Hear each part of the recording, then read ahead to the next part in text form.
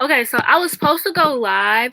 Literally, I was gonna go live at 5 o'clock. It took me 27 minutes to get my brother off of my laptop. Mine. 27 minutes. I actually not even 27 minutes because I asked for my laptop at 4:45. I was like,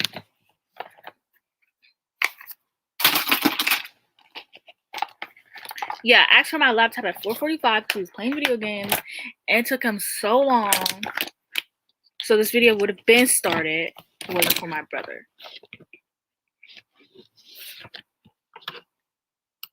I didn't even start talking yet, so I don't know. Like, I get that. Haley, what are you talking about? What do you mean? I mean, I have like decided to go. Oh, I lost my spray. Whatever. I have decided to go live to talk about like Twitter drama, just because I'm not gonna like waste my time uploading a video, especially when there's drama going on every week. I figured it's so funny because last week I was like, oh, I'm gonna, like, last week during my author drama discussion, I said I want to talk about this, but I was like, oh, like, the issue is already over. There's no point in me talking about this. Okay, I got you now. But yeah, I was like,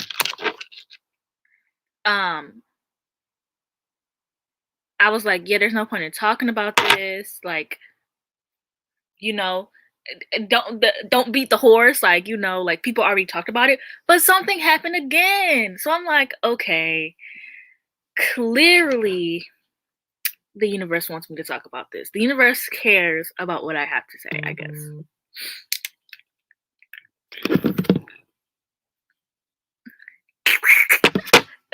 Please, I'm sorry for calling you Haley. Your mom shouldn't have spelled your name like that.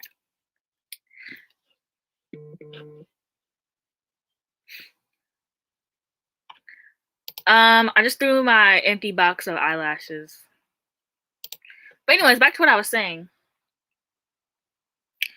I want to know why you disagree, because maybe you aren't like on book Twitter or seeing any reviews. But if I write a strong review about why I do not like your book, actual criticism, I did not tag you in, I wrote it on Goodreads, and you go on Goodreads and comment on my review, I think you need to mind your business. If I give your book, the thing that issued the discussion for today is there's this author who made a statement about a person because they gave their book 4.5 stars instead of 5 stars, and the person is mad, and now everyone on book Twitter went and gave their book 1-star reviews, which I love when people do that. Like, I love when someone does something like when they should mind their business and they have like a business or books or something that you can rate. This happened on TikTok a few weeks ago, where these two girls went to this restaurant in Chicago, and they kicked them out. They were black. They were 3 black girls, and they kicked them out of this restaurant because one girl's lace didn't look right, and the other girl's lace was showing. So they kicked them out. So the girls made a video, and everyone gave this restaurant 1-star reviews on Yelp, and it was so funny. So I like when people do that. Yeah, if you're an author and you're on Goodreads,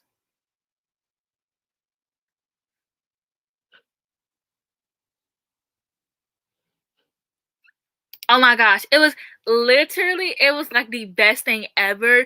And then someone set it up to where it looked like they said it, they recommended it as a public bathroom.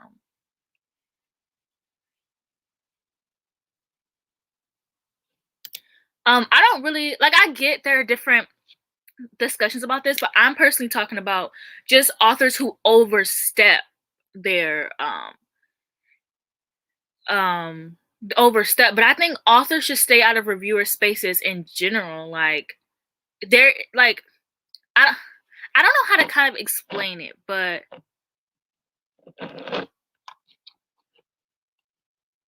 hi, Nat.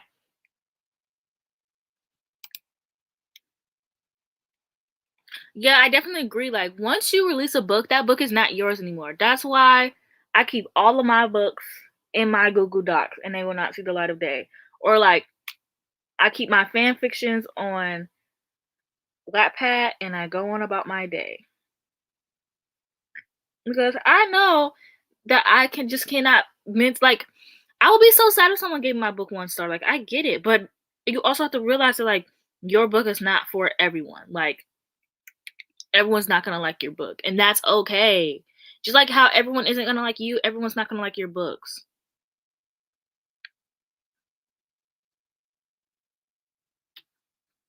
And like, obviously, I'm gonna be talking about Daniel Green here, and I have no issues with Daniel Green at all. Like, I like his channel. I get a lot of book reviews for it, but his whole like being in reviewer spaces situation is so weird, especially when he tried to like we should make him more comment to reply. Basically, what he that's not what he said, but basically what he was saying was we being authors. I don't know why I said we. I'm not an author, but you know what I mean. He basically was saying that authors should make it more common to reply to their reviews. And I'm like, that's weird. Just because you can't handle people not liking your book, like, okay, you just sat here and described my book to me. Described your book to me. It's still a 1 star. Now what are you gonna do about it?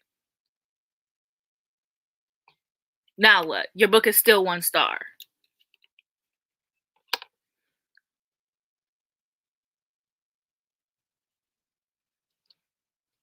If you can't take a negative review, maybe you should not be doing things where people review your work. You know, maybe you should, I don't know, do customer service. People give you reviews on customer service. Like, there's nothing in this life where people aren't gonna tell you something you don't like. Yeah, I definitely agree. I was down bad, okay? I was down bad. He probably could have. I don't know. I don't watch his videos. I just seen like the series of like what happened and like all of that stuff. There's also another author who oversteps reviewer spaces, but I don't care about him, so I don't know anything about that. Like I just know that like he's always commenting on people's reviews like a fucking weirdo. Exactly. You're always going to be criticized. Like that's just something you can't escape. And maybe I think that being able to accept that you're always gonna be criticized and there's nothing you can do about it helps. Like I don't know, like I hate those tweets where it's like you shouldn't give books bad reviews. If you don't want to, that's fine, but don't tell other people what to do with their life. Like if you don't want to give books bad reviews, okay. I think it's fun. I think it's funny. I like it. I like talking badly about books. Maybe if you were a better author, that was gonna get really mean. Yeah, that man. I don't plan on reading his books. I don't care to. Um yeah, and it's so crazy because I was watching Jess Owens and she was talking about Emily A. Duncan. And Emily A. Duncan was another one of those authors. She would literally, if I can remember correctly, she would post people's negative reviews and just tweet about them. Like, are you okay?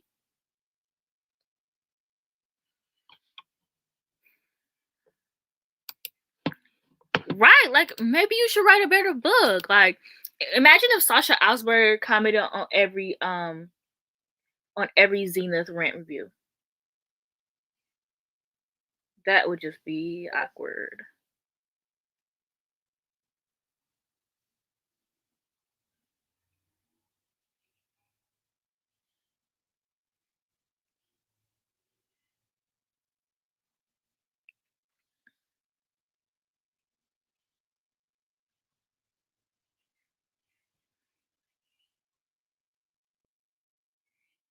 The silence is so loud. I'm sorry. I have to focus on my eyebrows.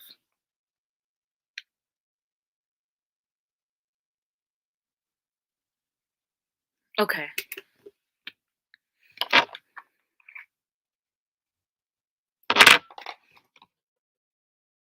Exactly. Like, as long as let me finish my eyebrows.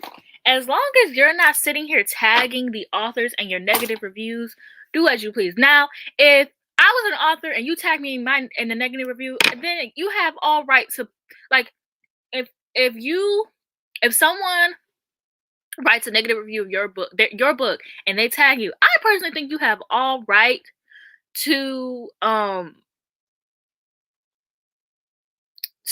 like say something, okay?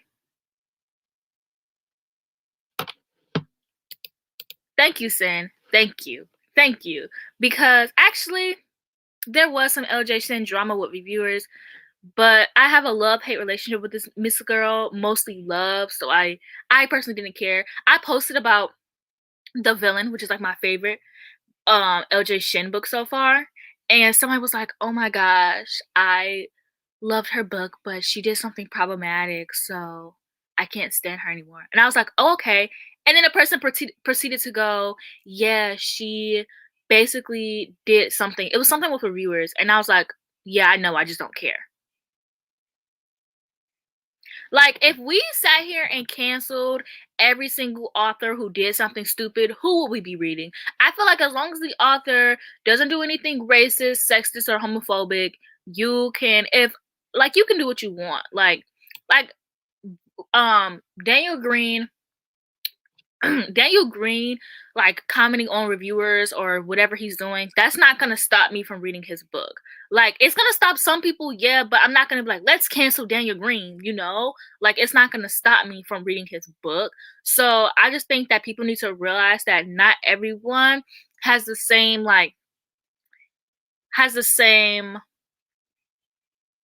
I don't want to say, I don't know what the word I'm looking for is, but not everyone is gonna sit here and not read an author for the same reasons. Like, somebody commented that the author of Ender's Game was like problematic, and I'm like, well, duh, he's a man.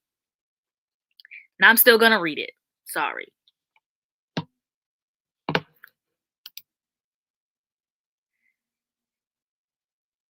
What? Wait.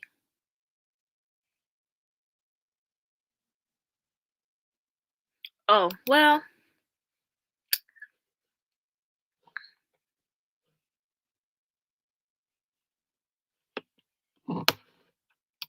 But when has a review ever been extremely, and this isn't me, I don't know what the fuck is the word I'm looking for.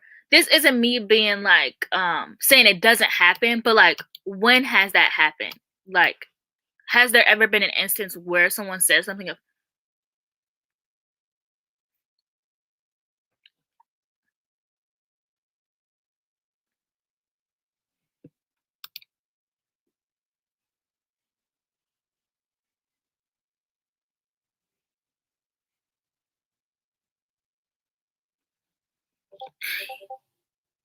yeah, like, how are you mad?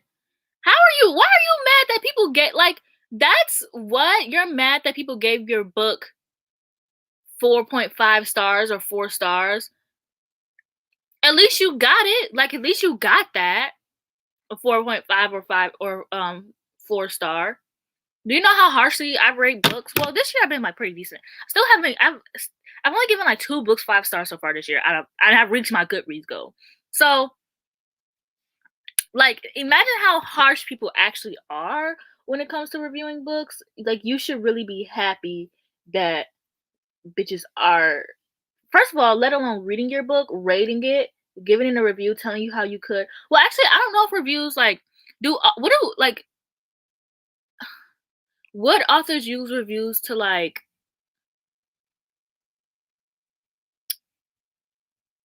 see how they can improve their book? I personally wouldn't. I would stay away from it. Basically, for me, reviewing books, like, Goodreads is equivalent to Guru Gossip, like, in my mind. Like, for me, like, I'm not going on there because I know they be eating my ass up, so I'm not gonna go look.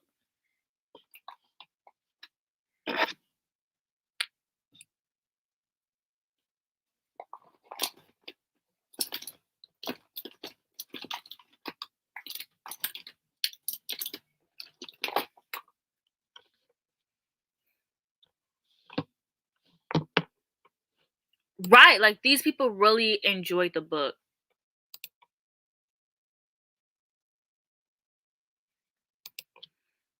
Yeah, I think I also seen that a person gave her she has really bad experience with reviewers, I think. Like somebody gave her book 2 stars even though they hadn't read the first book. Like, huh?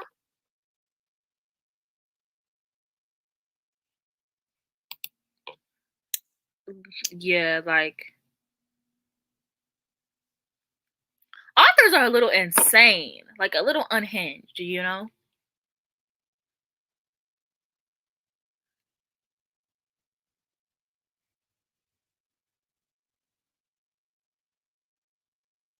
Actually, not even a little unhinged. Like they're very unhinged. Like, are they okay? My eyebrows look really weird right now.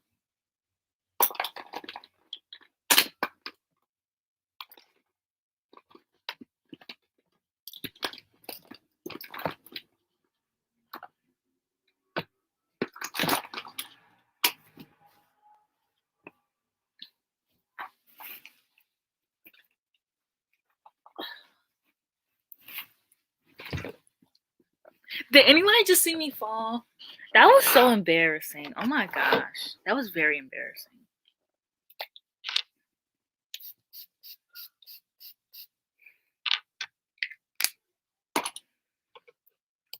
Thank you.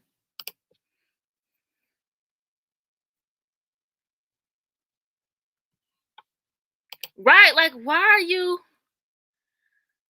are you reviewing a book that you if you have why are you reviewing the second book if you haven't read the first book? And was like, well, I think that the second book should be able to cohesively like this isn't a fucking TV show. You're not gonna get a recap of the TV like the book. Like you're weird.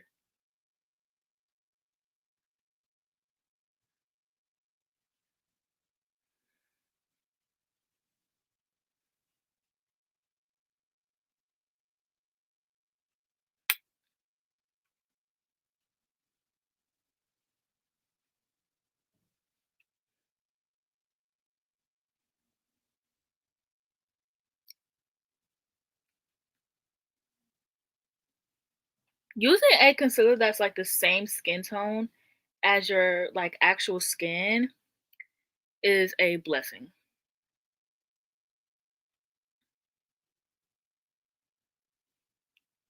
Ew, my eyebrow. What's wrong with my eyebrows? They just don't look good.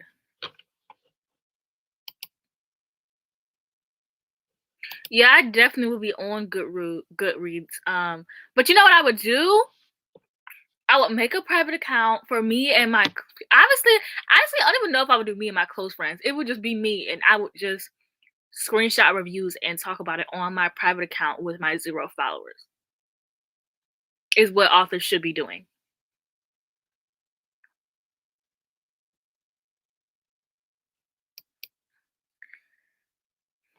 Mm, I rate books. I be rating books harshly. I've never given a book under um Sin, what are you talking about? I never give books like I've never given a book 1 star.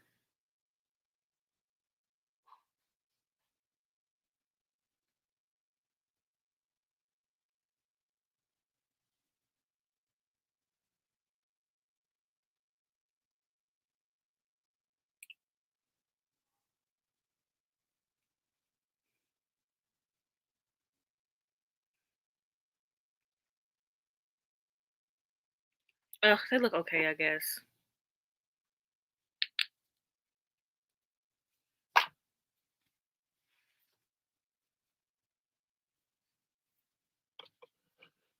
Yeah, and it's so crazy because people have been telling Emily A. Duncan, make a private account. You're a weirdo. Make a private account, and she just still here.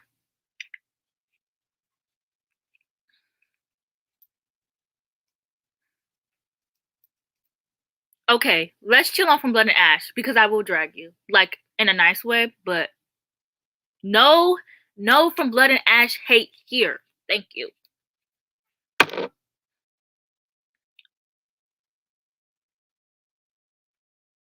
And I meant that in a nice way. Somebody commented on my last live stream and was like, "She's so rude." And like, I hope that people know that like I'm just kidding. Like I'm like this is just how I am with my friends, and I think of my subscribers as my friends. Like I am rude, but not to my subscribers, you know.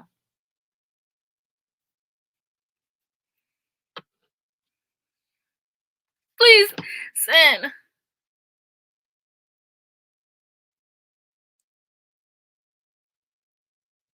Exactly. That's so embarrassing. Like you want to publicly show that somebody said that your world building was ass, and that you also, especially when it's like anti-Semitic. So like somebody says that your world building is ass and that you don't know what you're talking about when it comes to this culture. That's so embarrassing. That is so embarrassing.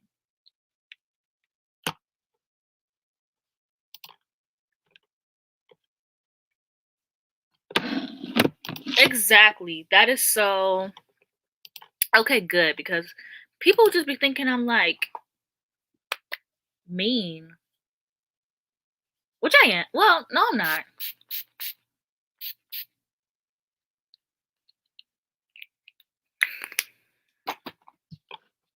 Like you're literally sitting here telling everyone that somebody thinks that you don't know how to do your job. That's really embarrassing. Like really. It was a really bad idea to use my camera as a mirror, especially when it's inverted, like in such a way that like I actually cannot see what I'm doing right now.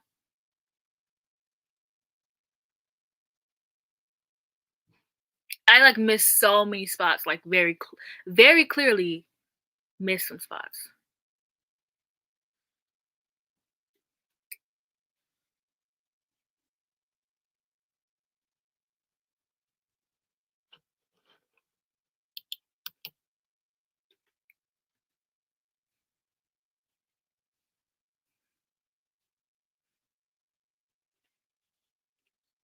Literally, like, why are you I just put my mirror on and that was even worse than what it looked like on camera.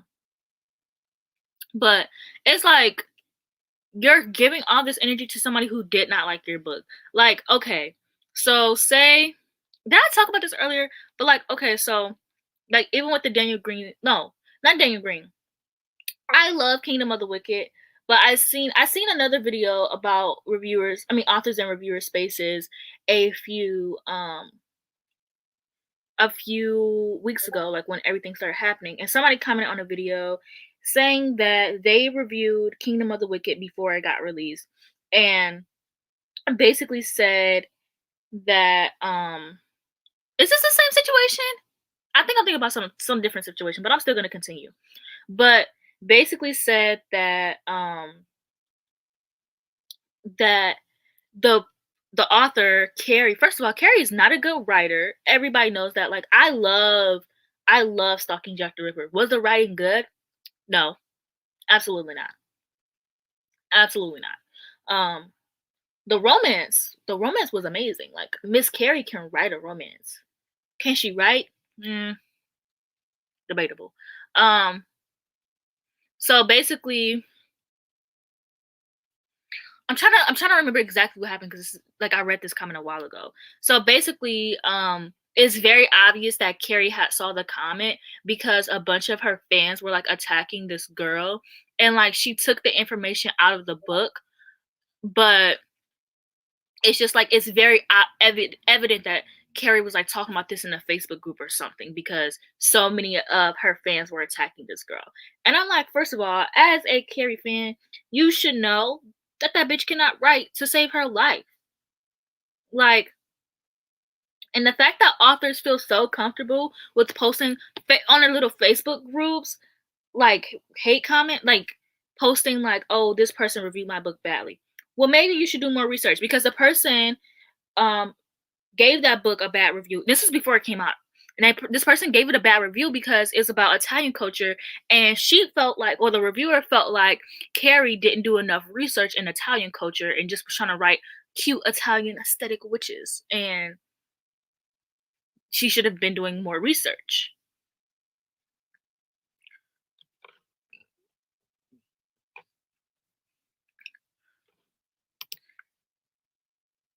death of authors Facebook and Twitter, and girl, LJ shouldn't be on them Facebook groups. Like, that's how y'all know these women are old. I'm sorry, that was mean, but maybe it had to be said.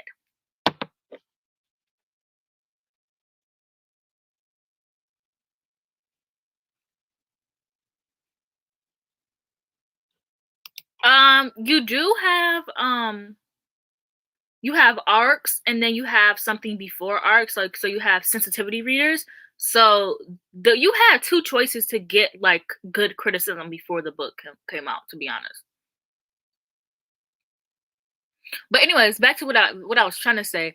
But like, okay, so that person commented, like Daniel Green commented on that person's review, and like they understood exactly what Daniel was saying, but he still kept, like, the reviewers still kept their review at 1 star.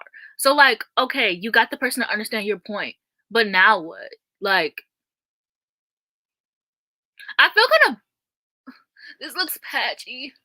I feel kind of bad talking about this situation because it's just like, I don't know, I feel bad, but then again I don't, because like, imagine like you do something and everyone on book Twitter is talking about it, like everyone, like what do you do? Like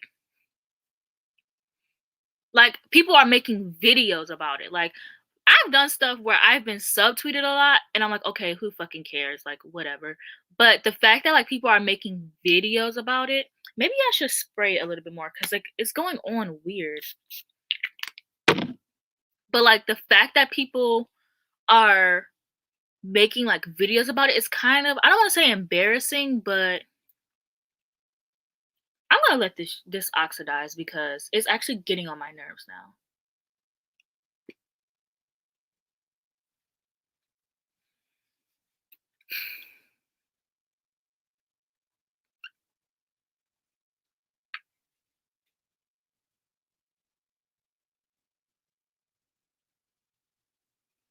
Ew.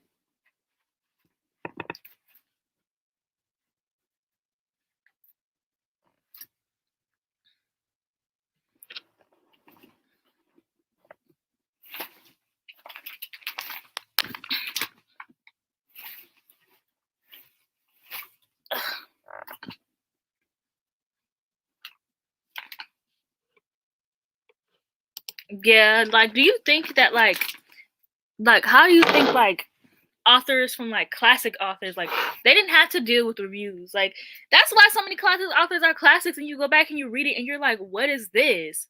Like, how did they get away with writing this? They got away with it because they didn't have any real reviewers. Like, the internet didn't exist. So I'm just gonna blend this in with my fingers because I'm actually so annoyed right now.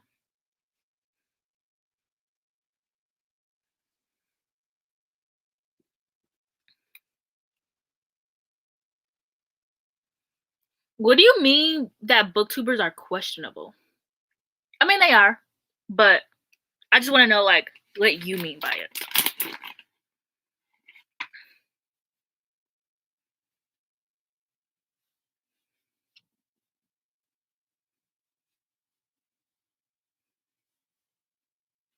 That's very true. That's very true. It's like, I don't, it's not that, it's not that I feel bad. Well, I guess I do, but not in the sense of like I feel bad that like I think that he should have been minding his business. Like, he shouldn't have came into those author spaces, and he also shouldn't have thought that he was gonna get away with doing that because that author, whatever his name is, Sam Erickson or whatever he is, he gets away with that because his book is really popular and he's an older white man. So of course he's gonna get away with it. So I don't think Daniel Green should have came into this reviewer space and thought, yeah, I'm about to get away with this shit. Like, people are definitely gonna understand what I mean. Especially because he's made a video of, I'm pretty sure he made a video of like reviewers staying, like authors staying out of reviewer spaces. So maybe I'm tripping, but I'm pretty sure he did upload.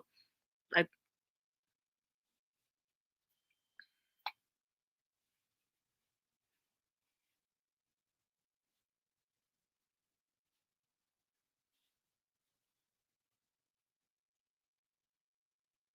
and I think like when you sit here and you comment on reviewers, it's gonna make people scared to review your book. Then people aren't gonna read it, especially as a new author. Someone coming, first of all, I rather Daniel Green think he's a booktuber or not. He's a booktuber in most people's opinion. Like, if you talk about books, you're a booktuber. Okay, if you talk about books at least once a month, in my mind, you're a booktuber. So he can sit here and be like he's not a booktuber all he wants, but people are still gonna think of him as a booktuber. And booktuber books do not have good representation. Like they don't have good rep. Like let's just be honest here.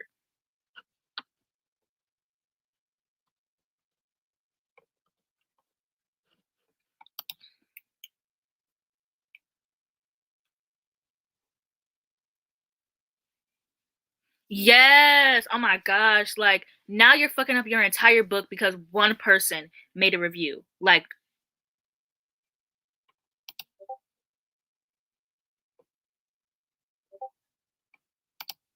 I think can you be a little bit more specific? We might have talked about this. If you remember. You did say it was years ago, so if you remember.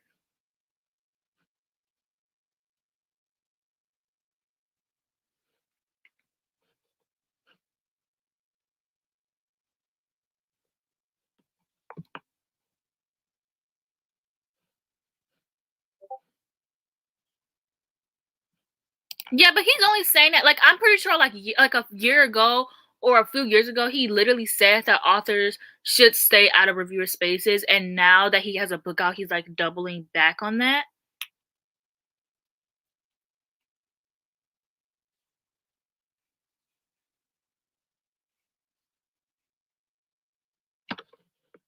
Yeah, that's very true. Like it's just very interesting because I can tell like he definitely was probably like yeah, authors should stay out of reviewer spaces because he was a booktuber, but now that he's an author, he's getting bad reviews.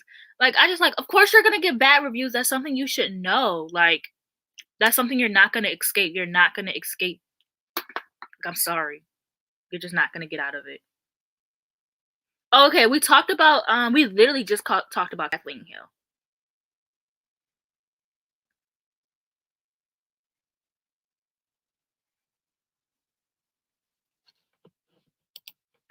Oh my gosh. I honestly want to be friends with that reviewer because like how are you gonna sit here and like be like that's literally and not to compare it, but it reminds me of like last year when people were like starting to talk about Black Lives Matters and everyone was like, well, what book should I read? What should I do? This and that. Like, oh my gosh. And it's like, bitch, do your own research. Okay, Google is free. I'm not gonna sit here and tell you why this thing is racist. I'm not gonna sit here and tell you black authors. Well, I don't mind telling people black authors to read because let's be real here. People aren't gonna do their own research. Come on now. You tell somebody to do their own research and they're not going to. But I mean, you are literally a few seconds off. Like we literally just stopped talking about it, which I just thought was like ironic.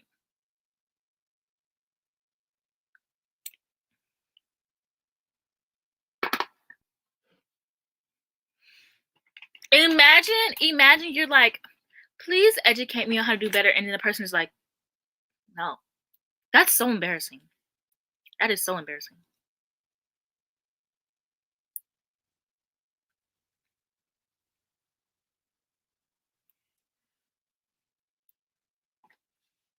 But also, anyways, back to the person that made me. I think I put too much concealer on.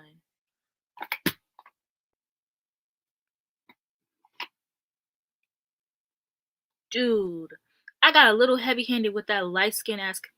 Oh my god.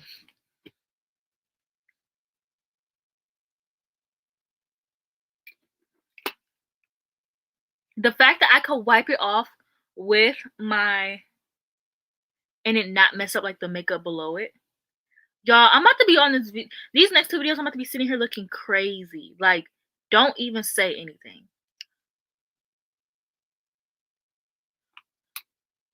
Oh my, oh my gosh.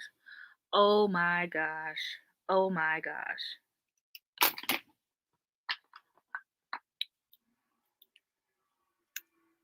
It is a good thing I have concealer that is the exact same skin tone as me. Because, oh my gosh.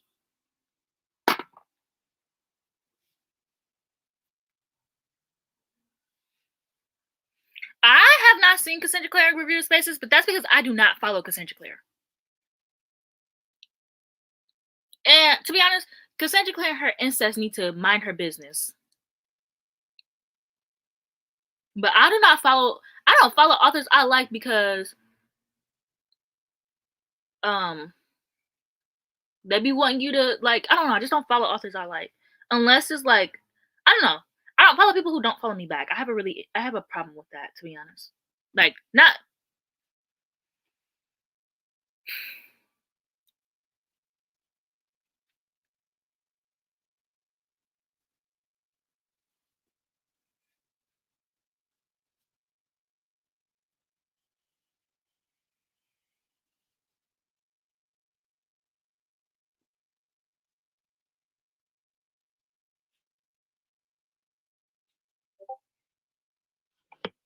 yeah, but why is it my job? Why can't you do your own research? Like, it's not my job.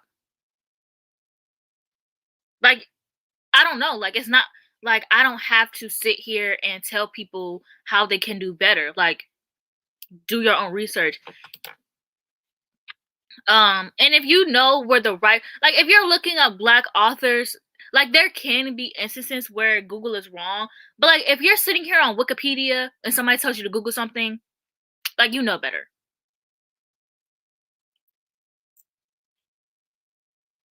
Well, the person said it's not your job, but we're gonna try this again.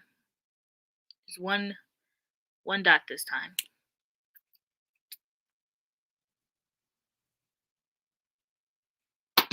Exactly. It's like making someone else do the work for you. Like,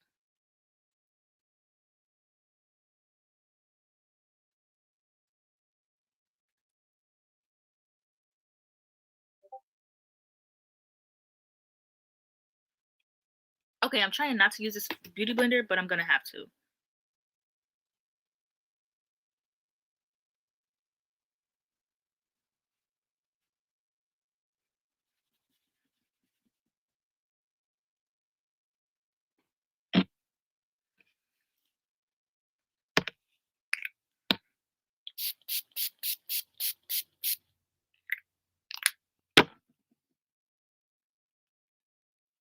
Yeah, like, you have, like, with writers, like, you literally can do your own research. Like you said, Gabriella, like, there are sensitivity readers. Like, you literally have 2 steps, maybe even more, but that I know of, and because I'm not an author, you have sensitivity readers, and then you also have ARC reviewers. So, like, you have 2 steps right there of someone who will definitely do the research for you.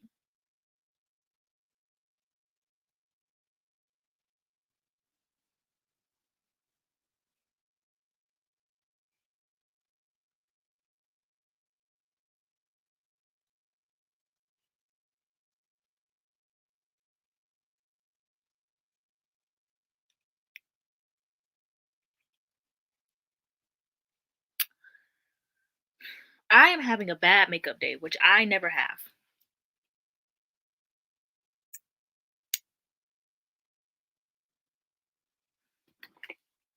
And it's because I keep trying to use this damn computer.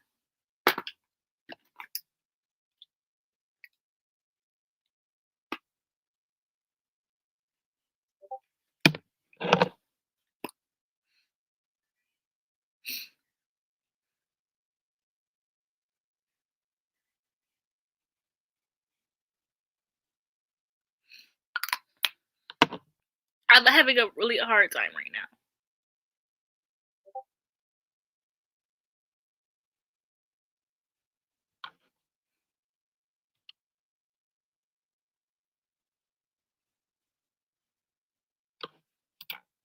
I think this is a really good point.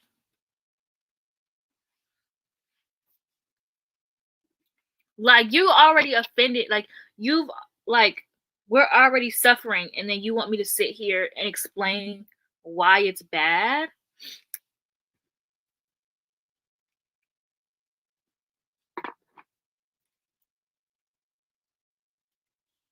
Like, imagine when Emily A. Duncan, she called this author ugly, and, like, imagine Emily A. Duncan had wrote, like, her book had been about, like, Asian culture, instead of Slavic. And then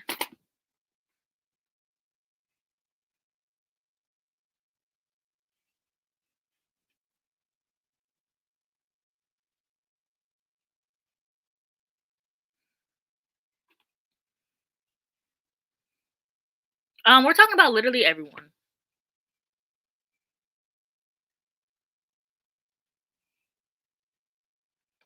Why is everything always like young folk, old folks? Like, it's not really common courtesy. That's not common courtesy. Like, if you why are people not already educated about black people? Black people have been going through this for literal years. If you're not already educated about it, that's not our issue. Same with like any other person of color. I hate, and obviously I don't mean this as a mean thing to you, but I hate that people always double it down to young folks, old folks. It's really not about that. It's just about the fact that I should not have to sit here and explain to you why something is bad. We are not 5-year-olds. We are not in 5th grade. We are most of, unless you are actually a young person, then I will understand. But if you're a grown adult, 25, asking me, a 22-year-old, how they can educate themselves on a situation that's been going on for multiple years, it just feels like,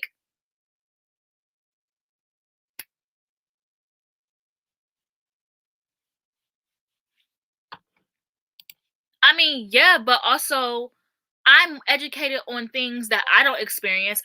Like, and I educated myself on like Asian culture, or not Asian culture, but issues with that. Like, I sit here and I educate myself. I'm not gonna sit on here and ask Twitter, well, like, can you guys teach me about this? Can you guys tell me why it's wrong? I'm not a 5-year-old. I know how to do my own research. Like, I know how to look in, like, it's not even like just doing research, but literally paying attention, because there are people that will offer you this information on Twitter. You literally just have to look for it.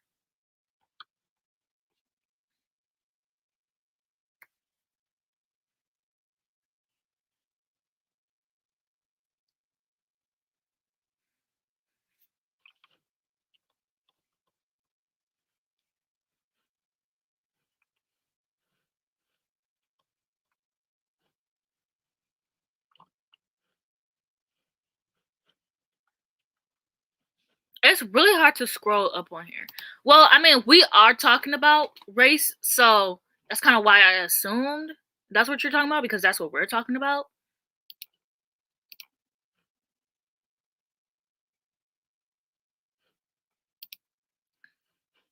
That's very true.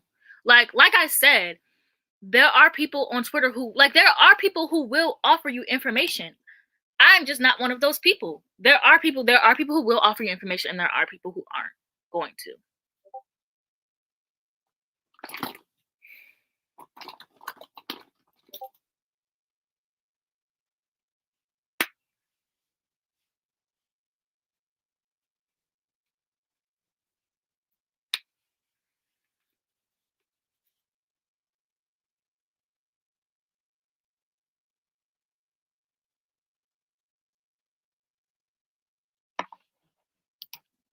I mean, the person did say that they weren't talking about race. So, am I tripping? Like, my makeup just isn't coming out. It's not coming out good at all.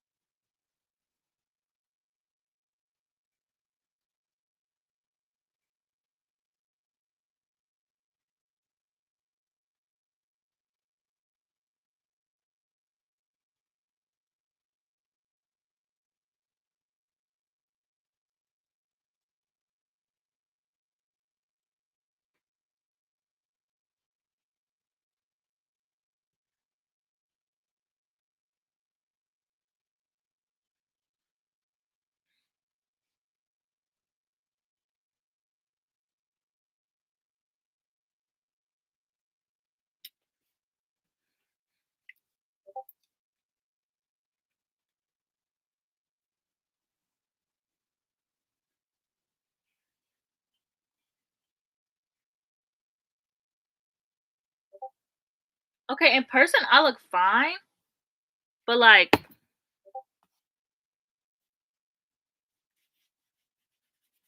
I don't know.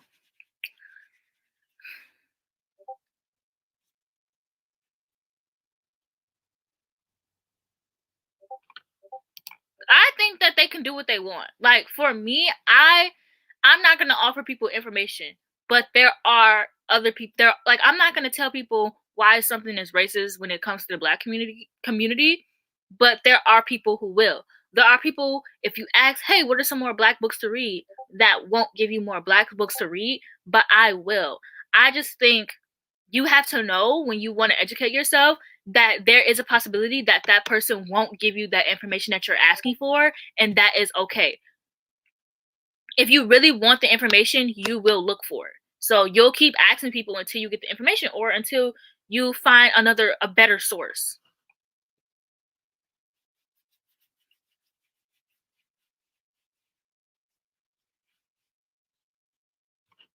Yeah, basically exactly what I'm saying.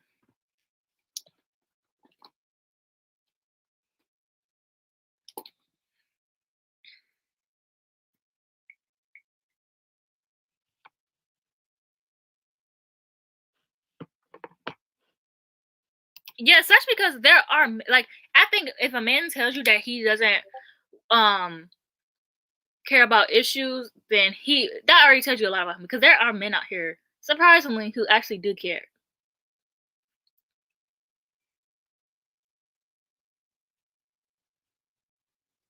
I guess to me, when I think of explaining people, I do always think of Black because I am Black. Like I think of being Black first and then being a woman, if that makes sense. But that would just be a whole nother topic to go into.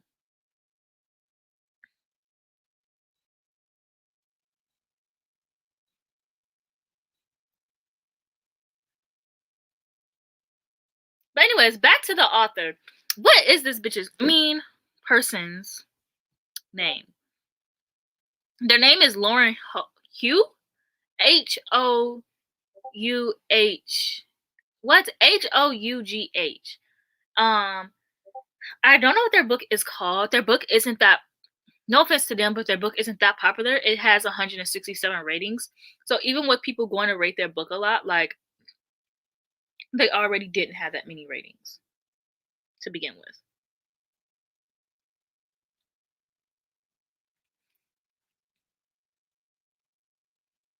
And basically everyone rated their books. So um wait, what? They have 71 reviews, 136 ratings. And basically they now have more one-star reviews than they did. How do I get this off the screen?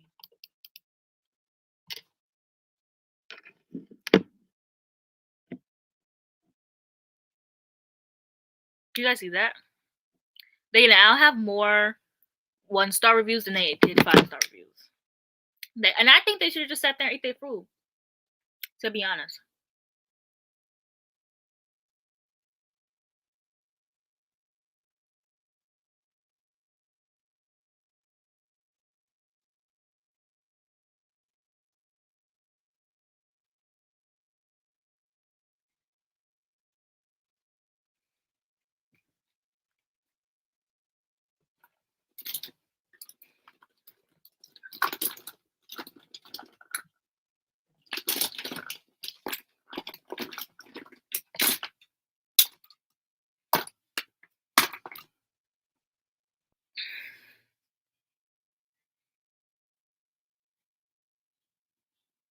Okay, now my makeup looks better. I think I should have just finished my full face before I started crying, but whatever.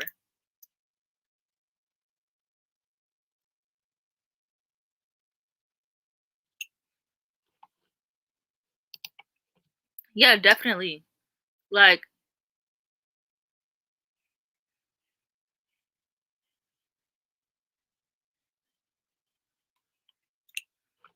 I remember my white teacher definitely did not say it, but I'm telling you, if your white teacher says the N word, they definitely are racist because I don't care if it is to read. Like, We can all see it. You don't have to read it out loud to me. We all see the same word here.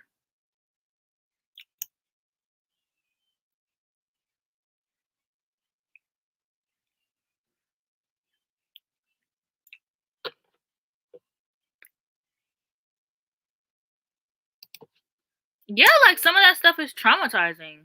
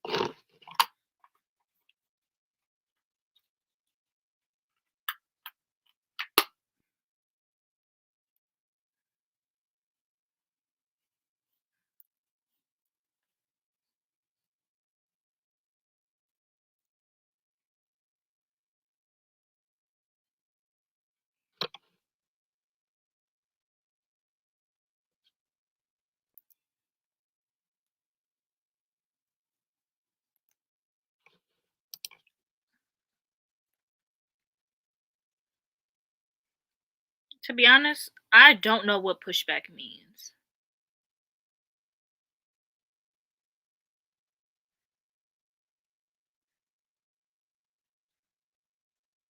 But also, nobody listens to black people. Like, black authors could complain all they want to. Nobody's gonna listen. Well, nobody really cares about black people like that. Like think about how many black authors have to write about black trauma in order to even get a book when they really just want to write about black happiness. How black black readers are begging for books about black happiness, and authors keep putting out these black trauma books, and it's not because they want to, like it's because that's the only thing that's going to get them published for real right now.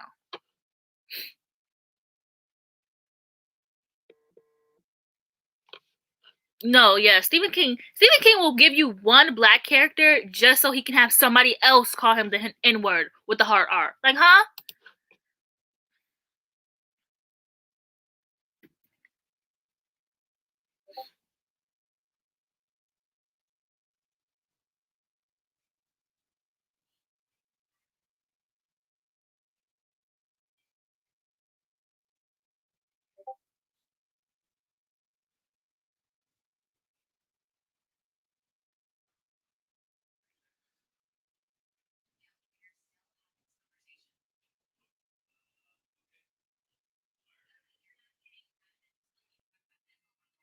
Daniel, what are you watching? Oh, because I just was wondering. Okay, it's going fine. You're getting a lot of Discord messages. No, you didn't.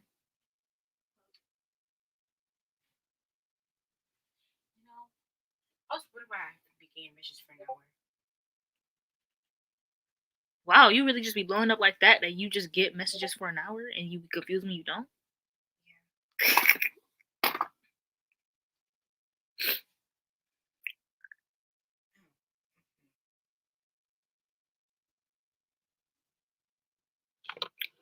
Who got suspended on Twitter? Did I? Oh my gosh, imagine on this live I found out I got suspended from Twitter. No, I'm not suspended. I'm still on there. It's just Mayana Lachey. Mayana with 2 A's.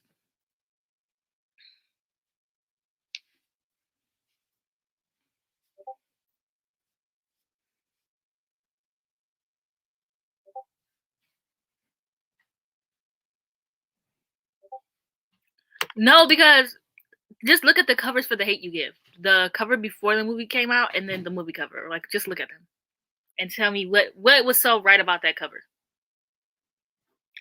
It couldn't even give her. Well, never mind.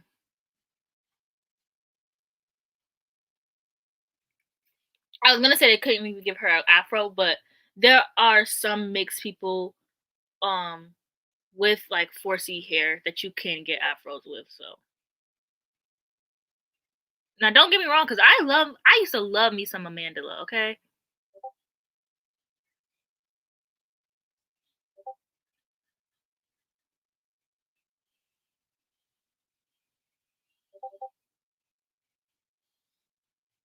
Okay, I have to exit out of this because I have to exit out of Daniel's Discord because I can't even put my lashes on right.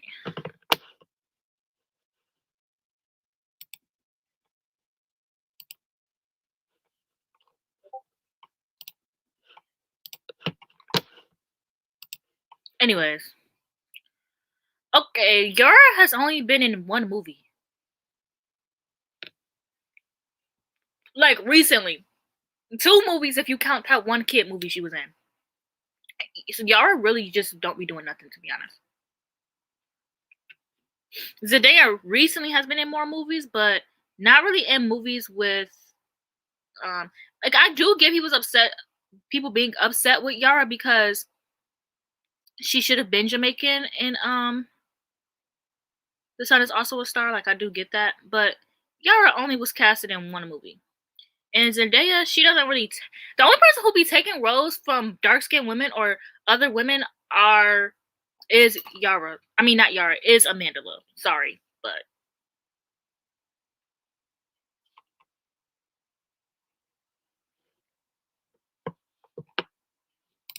I mean, yeah, they admitted that, but Yara's only been in two movies. Zendaya has been in movies, but not really in movies where they wanted darker roles. Like not like Black Panther. Like you don't see now. Amanda did an audition for Black Panther and didn't do it because first of all, there are like no light skinned people in Wakanda. Like not that I've seen. Maybe like one, but like it makes sense for people to because there aren't any. Anyways, whatever. Yeah, we're not gonna get on that topic, but I need to focus to put my lash on. But Yara and Zendaya, like Zendaya recently has gotten into more stuff, but not really. She's taking roles from white people more than she is from darker actors. Like Amanda literally is like the only person that keeps taking roles, like book wise. Amanda's the only person that keeps taking roles from darker people.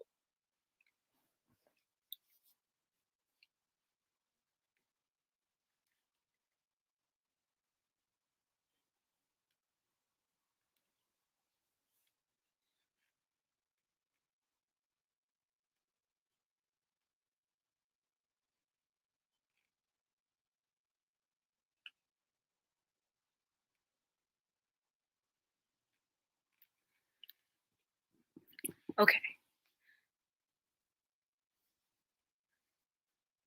I went for a dewy look, but this looks matte. So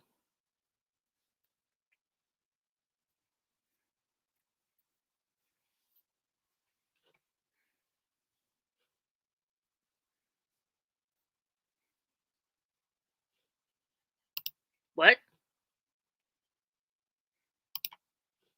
Also, I like your profile picture.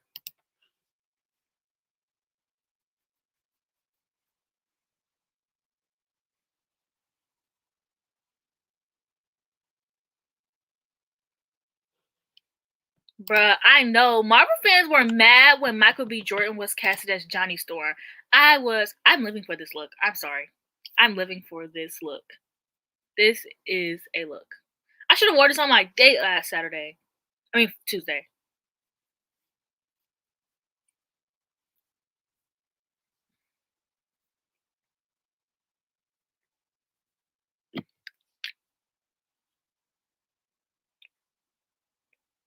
I'm scared.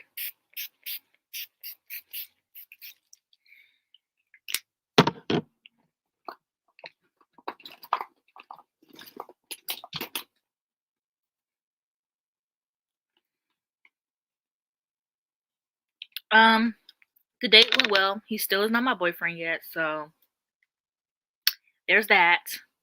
I like dating, but like I hate like this is so off topic right now. We'll get back on point. But I hate like when you're like talking to new people, like the whole like talking stage and then not knowing if it's gonna go into the dating stage and then you're dating and not knowing if it's gonna go on to like a relationship because guys are so or not even just guys, but because I date guys are so iffy, like they'll talk to you and then they'll ghost you. They'll take you on 3 dates or they'll ghost you or 3 dates. They'll take you on 2, 3 days. They'll ghost you or something will be wrong. Like something that they've been hiding will be exposed.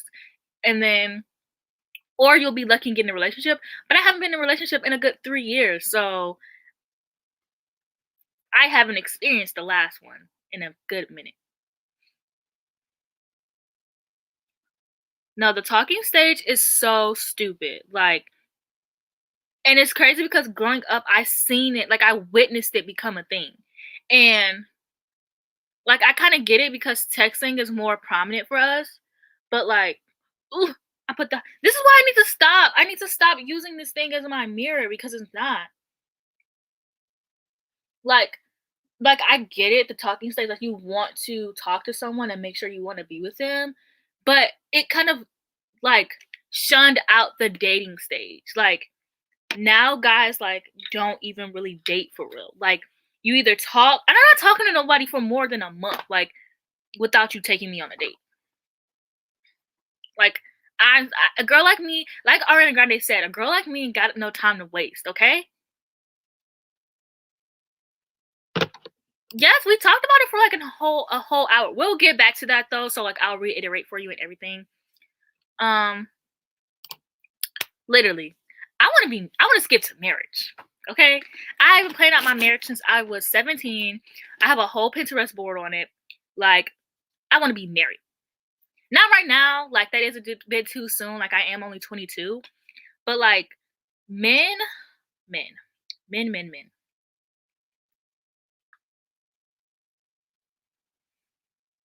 But the guy that I'm, like, dating right now, I really like him, so we have our 3rd date soon, so wish me the best because I only have so many more dating and talking stages in me before I give up. Exactly. What happened to the modern dating era? And maybe it's because I watch too many rom-com movies and I expect life to be like that. But what happened to the original plot of the movie, okay? What happened to men doing grand gestures? What happened to men buying you flowers? That man is definitely asleep right now.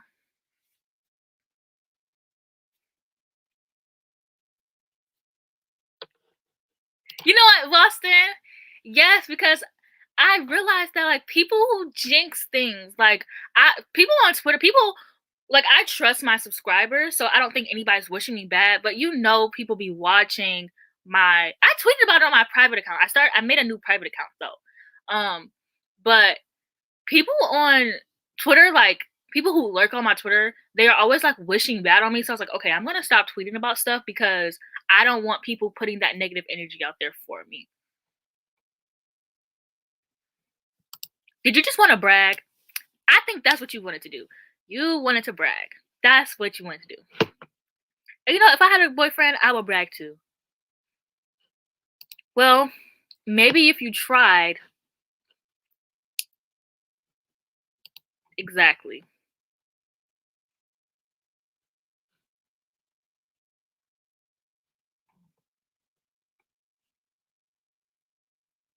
Yeah, like if she mentioned her favorite flower, but I don't really think like I don't know. Do guys like I don't know, do guys ask what girls' favorite flowers are? No guys ask me, so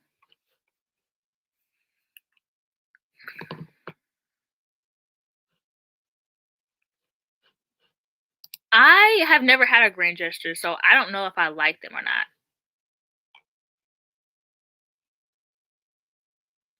I love flowers. I love chocolate covered flowers, chocolate covered strawberries. Like I like love all of it. if y'all are on like 3 dates, you should probably bring her flowers. Like more than 3 days, 3 dates or more, you should probably bring her flowers. But then again, don't do it if you don't have any interest in dating her. Because if you buy me flowers, in my mind, for me, because I'm delusional, I can't speak for every girl, but in my mind, that's a wedding proposal. Okay, if you buy me flowers and we aren't even dating yet, and that's just because the bar is in hell for me at this point.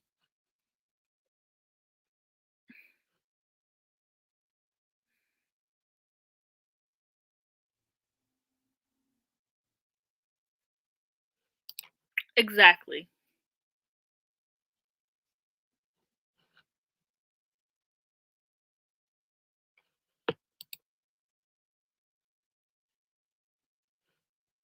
No, literally, like, okay, yeah, in the 50s, but do you really want to be married to this man who probably is going to cheat on you, probably going to abuse you and your children? Because men have issues, but men back in the 50s, they really had some issues. Like, I know wives were secretly happy when their husbands had to get deployed for the military.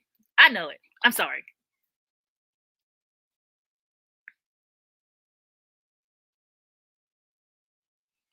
Yeah, like I want flowers, but I want to create like a memory box for whoever I do end up dating or in a serious relationship with. I had one for my ex-boyfriend. It was like really, really cute. So I just had like a regular box and I put like our ticket stubs when we went to the movies because we went to the drive-in a lot.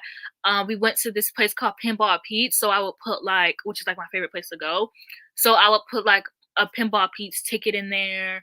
I had like our what are those pictures like the little? I put my photo booth pictures in there.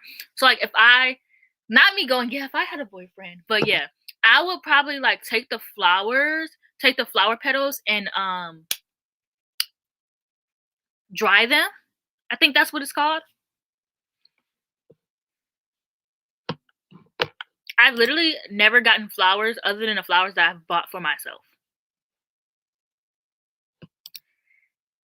Yeah, very much so. Very much so. I've seen a little bit too many rom-coms.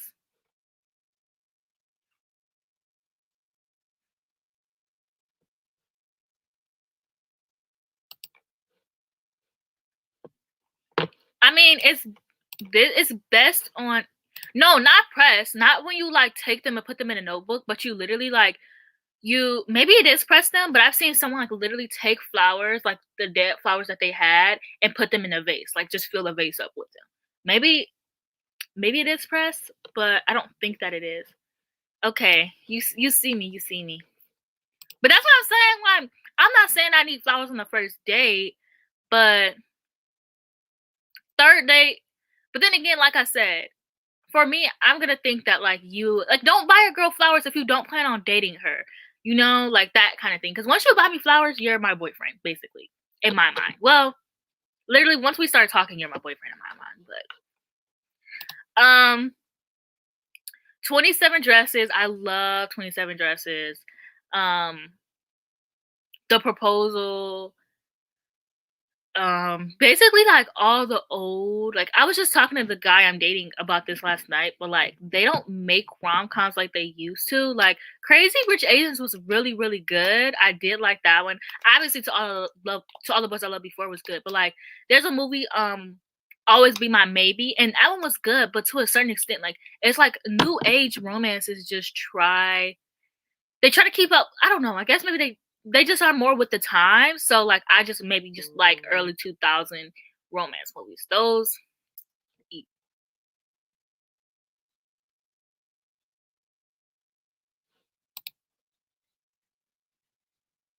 Um I'm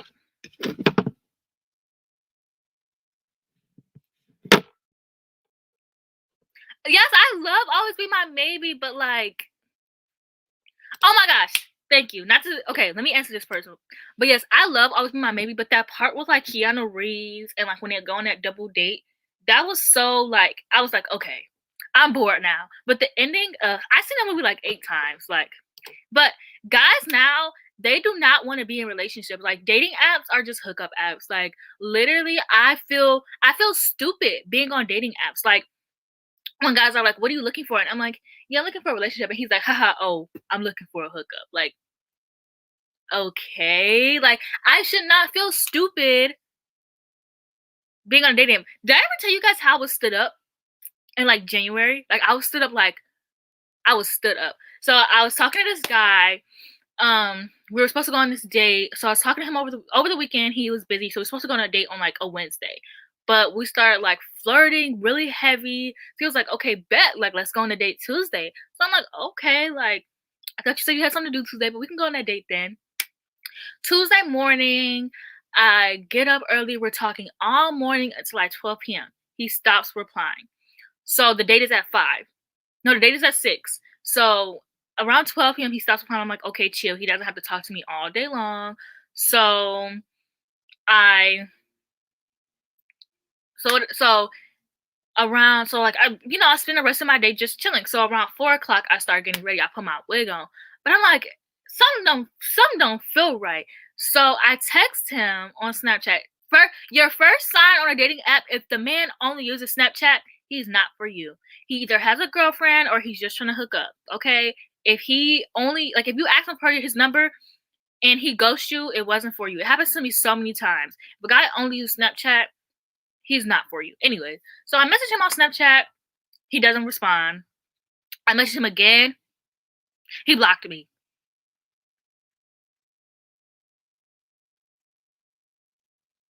Like, what? Oh my gosh. I genuinely think that I was too hot for him. Like, some guys are really insecure. Like if I like a guy, I really like a guy. Like, I don't really care about looks that much, surprisingly. So some guys just, we are so off topic. Sorry. Anyways, marriage. Not like right now. Like, okay, so I have a 5-year plan. So for 2 years, for a year, I want to date the person, like, really see if we're meant to be. Then after a year, we can move in together because I don't want to move in too soon. Like, and then you break up, I will kill my. I almost said that. I didn't mean that literally. That was a joke. Luckily, I caught myself. But anyway, so a year, and then I want to be engaged for a good 2 years because I like the word fiance. I don't know. It's better than saying husband or boyfriend. Simply, yes, I want to be engaged for 2 years simply just because I like the word fiance. Then I want to be married. And for a good 3 years, I want to just be like me and the other person to solidify the fact that we are in love. Because I think that discovering love before you have a child is really, really important for me. Because I don't ever want to have a kid and I grew up in a single parent household. I don't ever want my kids to grow up like that. Like most of my family is single parent households, and I just don't want my child to be like that. So I personally want to go through all the precautions. But you know what? I'm already 22 and I don't even have a boyfriend, so I have a lot of time to think about these things.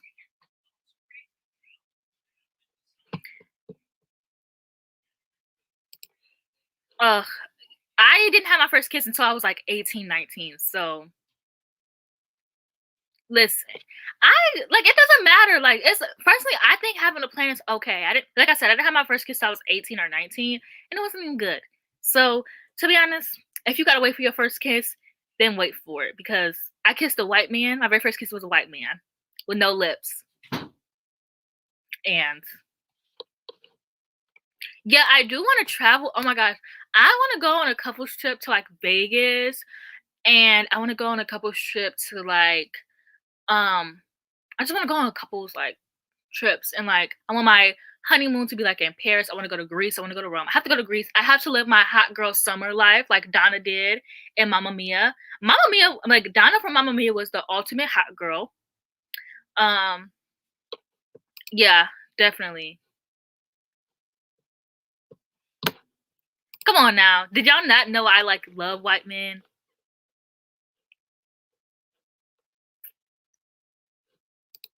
Oh my gosh, yes. It is so.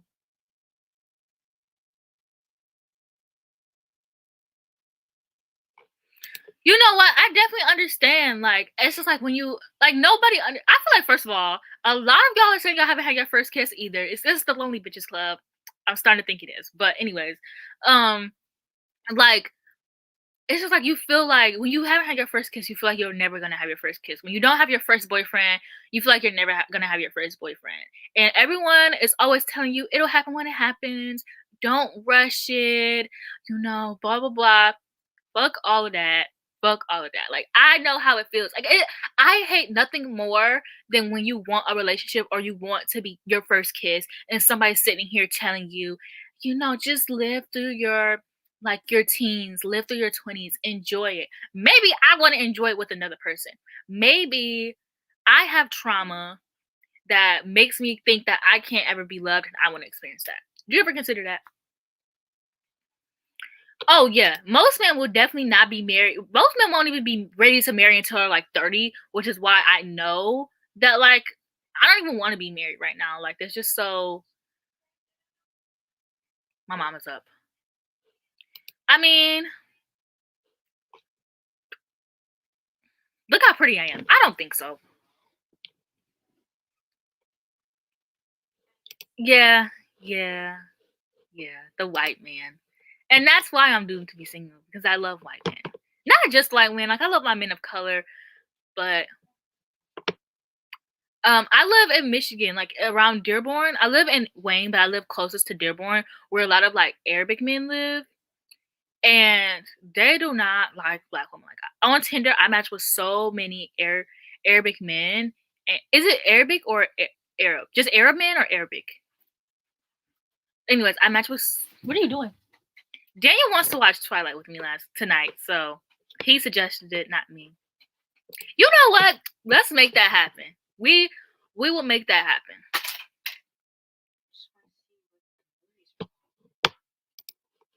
I definitely agree, but also like right now we're in the middle of a pandemic, so I don't really expect a guy to have like if a guy tells me he doesn't have I want to marry a rich man, but I said I want to marry a rich man, and Daniel goes, "Good luck." Okay, thank you. I figured I was saying that wrong because I was like, something does not sound right about this. But there are a lot of like Arab men around me in Detroit, not Detroit, Dearborn, and it's like they don't want to date black women. Like they literally just want to hook up with black women, and that's it. Like they don't really see anything further. Like, there's so many Arab men that I have talked to, and they ghost me. Yeah, I figured that. I'm just a little slow. I was like, something don't sound right about this. So, yeah, I'm not looking for anything casual. And I'm not about to be sitting here playing no games with men, like playing these like he texted me back. He took an hour. I'm gonna take 2 hours. If you text me, I'm gonna text you back immediately. I wanna see bubbles typing when I'm texting you as well. I'm not about to be playing no games with no one. Like I said, a girl like me don't have no time to waste. I'm not about to be sitting here playing games with people. I'm too old for that. Okay, yes, and Michigan men are kind of yeah, but I feel like it's hard to tell, but sometimes okay, and this is like not me being mean to you, but is it hard to tell or are we ignoring the red flags, like the blatant red flags? Because there are times when I have talked to a guy and he'll say something slick like, "Oh, I need me a black girl because white girls just let too much slide. Oh yeah, I like black girls because da da da da." Red flags. Those are red flags. Fetishizing a race over another. If a man messages you, "Hey, my dark chocolate Nubian queen," red flag. Sometimes you ignore it. Sometimes you're like, "Oh, he's so cute. I'ma ignore it." But the red flags are there. The red flags are there, and it's gonna be hard to find a man who, because some men don't know that some of that stuff is fetishizing, or some men aren't fetishizing black men, but they don't know black men. Some men aren't fetishizing black women, but they don't know that those phrases are phrases that men who fetishize know. You know what I mean? So, thank you. Thank you. Cause they are they're so fine. Oh my gosh, there's so many Arab men who work at my Target and they're so nice and sweet to me. And I don't know, they're really nice, but it's like they don't ever want to like date black women.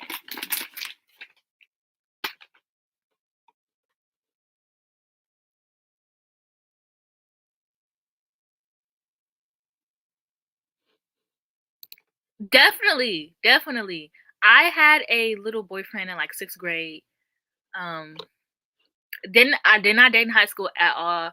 I had my first kiss when I was like 18. I graduated when I was 17, by the way. So,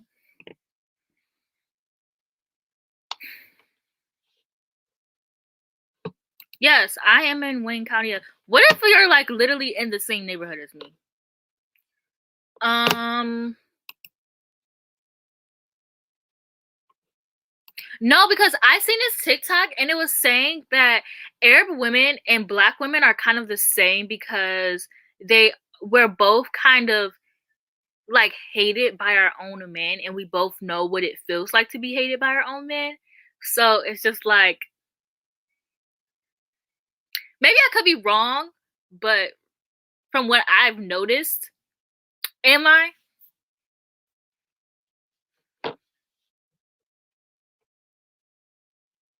Oh my gosh, yes. Okay, what are turnoffs for me? Really? Um, Smoking cigarettes. Like I know you probably didn't mean that, but if a guy smokes cigarettes, I cannot date him. Like I'm so sorry, I cannot date a cigarette smoker. Like I can't do it. I don't know. I like all types of men, so I feel like I don't really have. I'm not really picky, and that's why. Like it's crazy because I'm not picky, and I'm still like not saying I'm a pick me though. Not saying like, oh, I'm not picky. Like I don't understand why I don't have a boyfriend. Like I do have high. I am high maintenance, and I do have high standards. I think I have medium standards. Like I don't think my standards are too high because there are some things that I'm willing to lower my standards for, if that makes sense. But I don't have low standards, but I'm also not like I'm really lenient with the things that I'll accept, if that makes sense. So it's like I don't understand. It's men. Men are the problem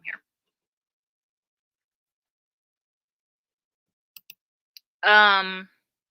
Well, as a black woman who kind of experiences black men not liking black women, I think I kind of know because I kind of date, you know. But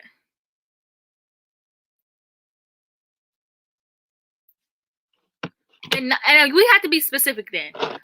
Black men don't want to date darker skinned women. Let's be more specific then. And not obviously, I'm not saying all black men, but majority or a good amount of them. I'm sorry, maybe it's all the dark romances I read. But no, you know what, you're right, because I realized like I thought because I liked it in dark romances that I liked it in my relationships, but I am controlling.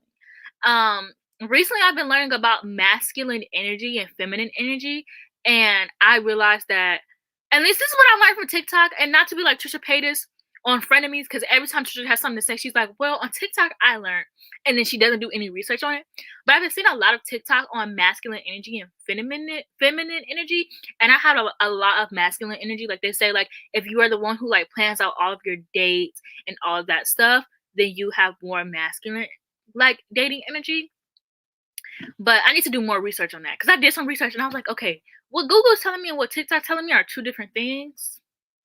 But I am controlling and not like in a toxic way. I'm a Virgo, okay? I plan everything. Like I have all of my dates planned. I have what I want to do planned. Like I make lists for everything. Like everything has to have a plan for it. If it doesn't go my way, that's fine. I am very lenient, but I would prefer to have things controlled. Oh yeah, I definitely was dating this guy who's like holding this whole part of his life secret. It was weird. So I definitely agree. Okay, yeah, I do think that I can be pretty controlling though, like with being assertive.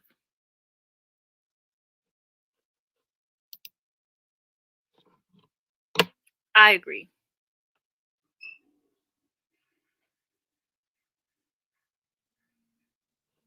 Yes, I'm an August Virgo as well.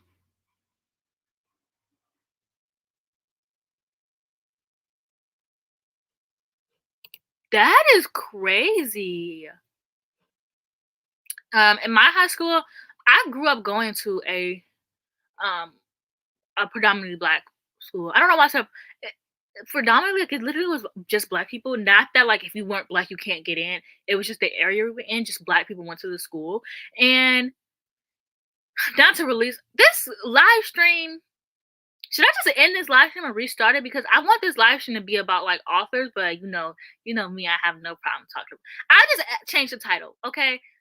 Because I want people to like watch this live stream and be educated, but I also like don't want to sit here and be talking about my trauma with you guys and like dating and stuff. Like I love it, but like I know people rewatch my live stream. So let me know what y'all think.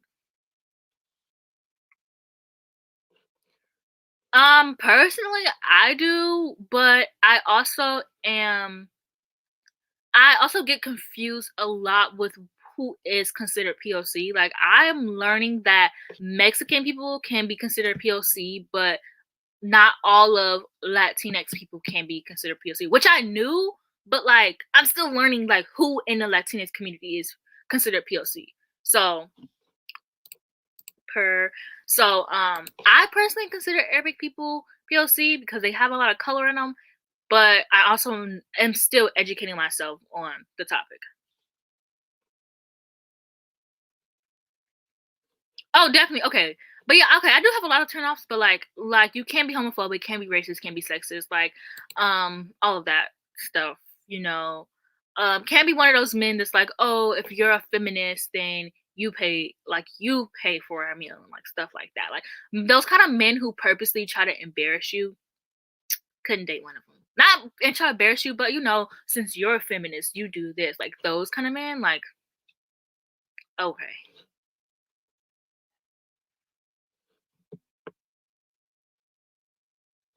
Yeah, I think it comes down to history, which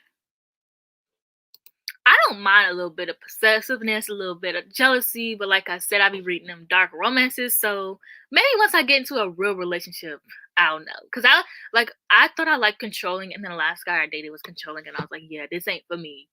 So not like too possessive though, but get a little jealous sometimes. You know what I'm saying?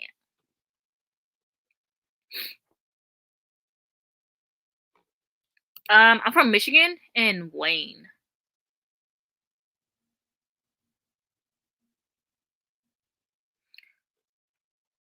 I don't know what this is in reference to, but another turn off for me is if we're talking or if we're dating and you're talking to other girls, like messaging other girls.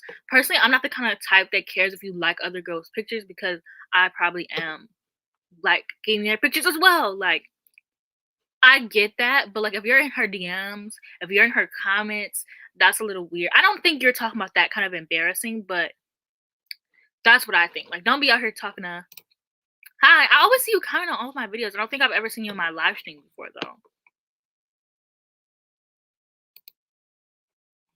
Exactly. I feel like Arab people do not have any kind of privilege. I feel like, and I hope it's not problematic making this comparison, but I feel like not Arabic, but Arab people and Black people kind of go through like the same trauma. Like you're not racially. I mean, like people will see you and they're gonna say something racist about you. Like if you can look at me and automatically think something racist, like assume my race and think something racist,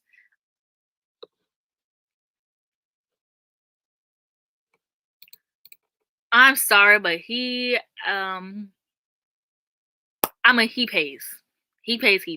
If we're dating, if we're in a relationship, he pays, I pay. Like when I dated my ex, our very first relationship, I paid for the date because his car got declined.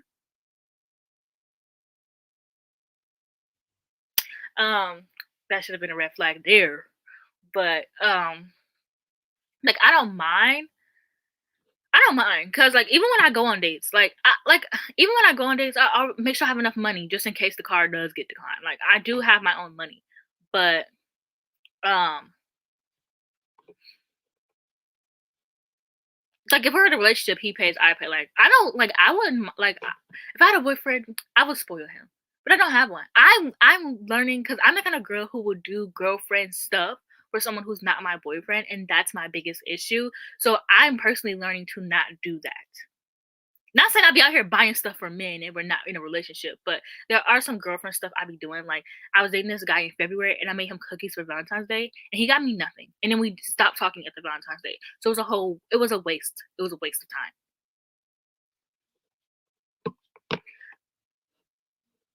Okay, his car got declined because it was something wrong with his car. Not that he didn't have any money, but it was something wrong with his card. But I'm just like,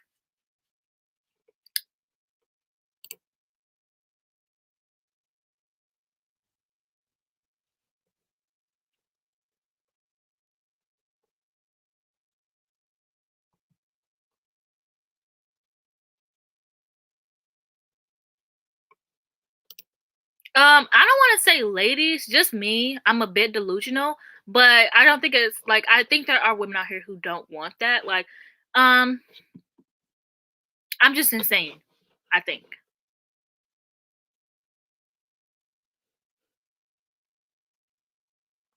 I do want someone to be obsessed with me.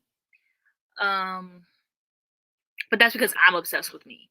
So like just match my energy of the amount of being obsessed with me.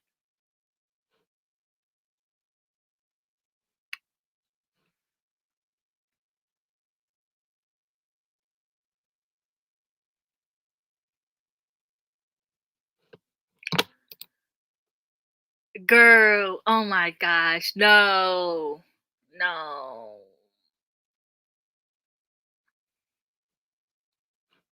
Having girlfriend energy, like this is why dating for us sucks because we all like want to be a girlfriend and all guys want to do is hook up or like I don't know. Dating culture is very it's hard out here for us.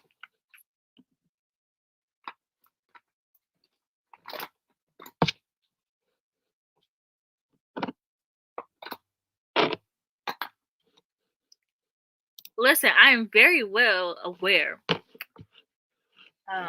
But like I said, like I don't because it's like I learned that if a guy doesn't love you more than you love him, it's not gonna really work out. Like if a guy is like so I'm not saying he has to be obsessed with me. He just has to be more interested.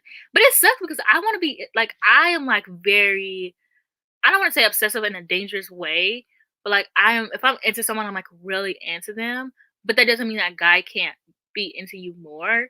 But I'm definitely but also even with my ex, like liked me more than I liked him, but he still broke up with me.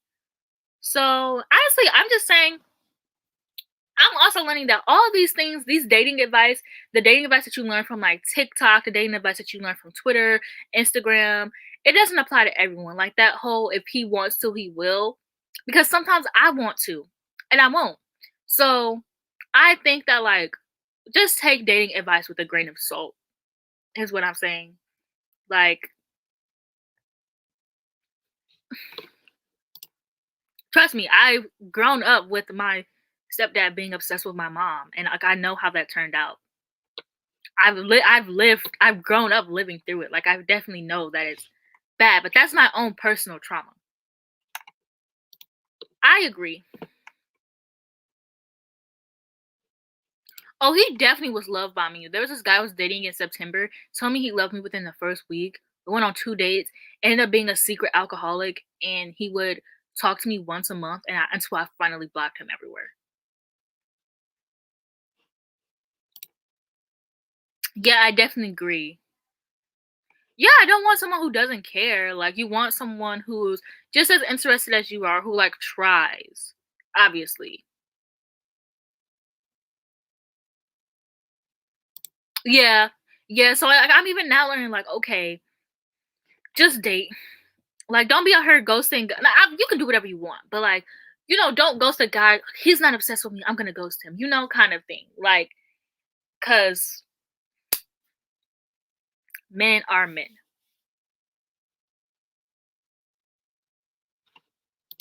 I definitely agree. Cause walking outside can be dangerous. Like,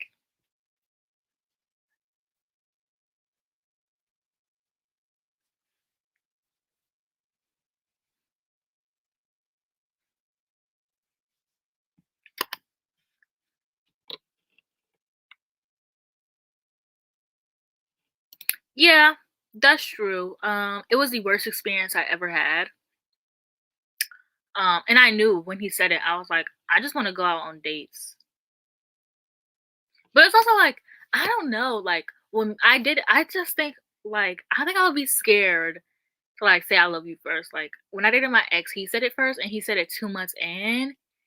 And now I think if I ever date someone, I'm not telling them I love you them until like 6 months.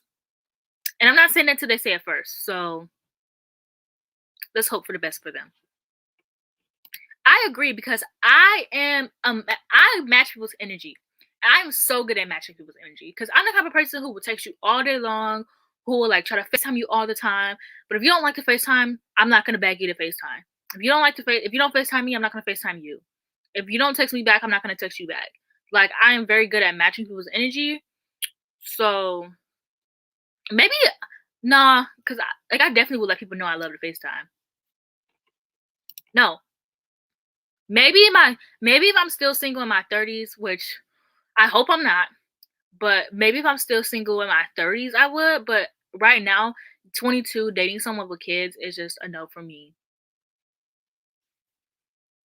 Like I'm just too young. Like I already have a bunch of siblings. I'm already basically a mom to. I don't need to be someone's stepmom. I feel like I'm too young to have kids. So I'm too young to be like a stepmom or especially if they have baby mama drama.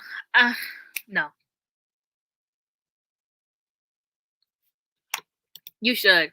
Dating is dating is competitive. You're competing with other women. You're competing with the man's and his friends. You're competing with men friends. Like dating is so no. He was a Capricorn, and I keep dating Capricorns. I keep talking to Capricorn men, and they keep. Now, if he was a Sagittarius, I would have left. If he was a that's Sagittarius and Gemini men are probably like the only men I won't date.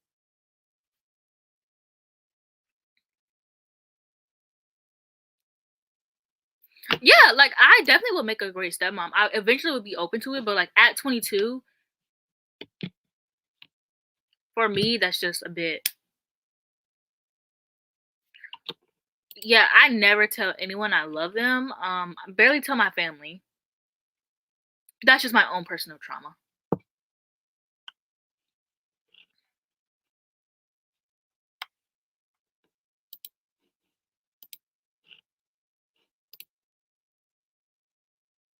Dude, there was this guy who tried to talk to me on Tinder. He was so fine. We matched whatever he's texting me. First of all, I got an iPhone, so the green bubbles was popping up. And this may sound so childish, but if you do not have an iPhone, I can't date you. And I'm not this isn't speaking for all women, but like I like to FaceTime. Like I FaceTime all the time. Like I love it. Like I like playing iMessage games. Like I have talked to a guy who didn't have an iPhone and it was like messaging my grandpa every day. Like, not saying there's anything wrong with it, but it's just like, so the green bubbles popped up, and I'm like, is this man a catfish?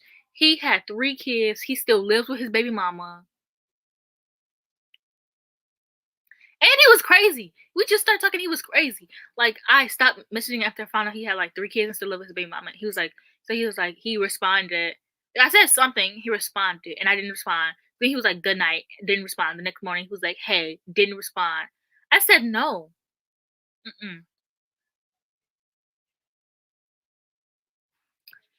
Why do men with a bunch of kids like who like try to well not saying all of them do, but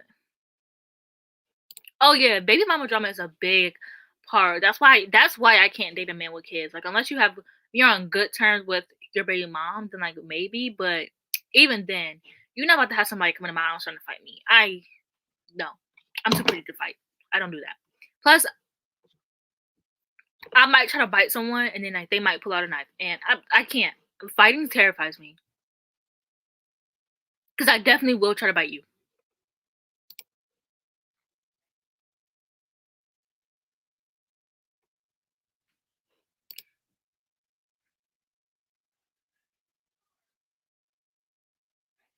That is so crazy. Oh my gosh, I could not. Yeah. My mom has like me and my siblings have like 3 different dads, and my mom is pretty cool. She's never been like a baby mama drama type of person. Like she was just always pretty chill. Which my dads are really lucky because their other baby moms. My dad is really lucky because my dad is lucky because his baby moms are all chill. I don't know what it is about my dad that makes everyone so chill with him because he definitely. But yeah. Okay, I could do that. Like if I can convince you to get an iPhone, I could date you. But I love hearing you say fiance. Like I'm so happy for you still. But anyways,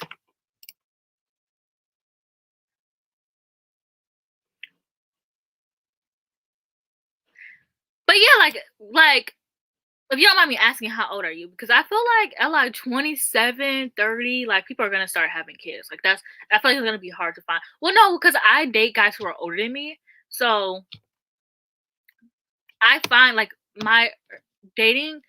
I've dated only 5 like guys 5 years older than me, and so far they haven't had any kids that I know of. They could secretly have had kids, but like at 27 or 30, I wouldn't mind. But it's also just like my dating experience is catered to what how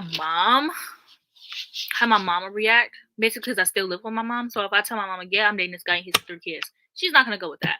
If I'm dating a guy, he's 6 years older than me, she's not gonna go with that. And I pretty much just go with it because I don't want to hear her mouth, and like I want my family to like the guy I'm dating. So okay, yeah, 40 and no kids. I think if you find a man like that, girl, if you're not already married, but it's like even then, like I can't even be like, yeah, if you find a man like that, wife him because men don't want to be wifed. Okay, they want to be sitting here and being thoughts all day long. That's all they want. Okay, you can't turn a hoe into a housewife. So okay, Gabriella, you get me. I know if nobody else is gonna get me, you're gonna get me. Yeah, definitely. I definitely refuse to have kids without marriage. It's just not gonna happen.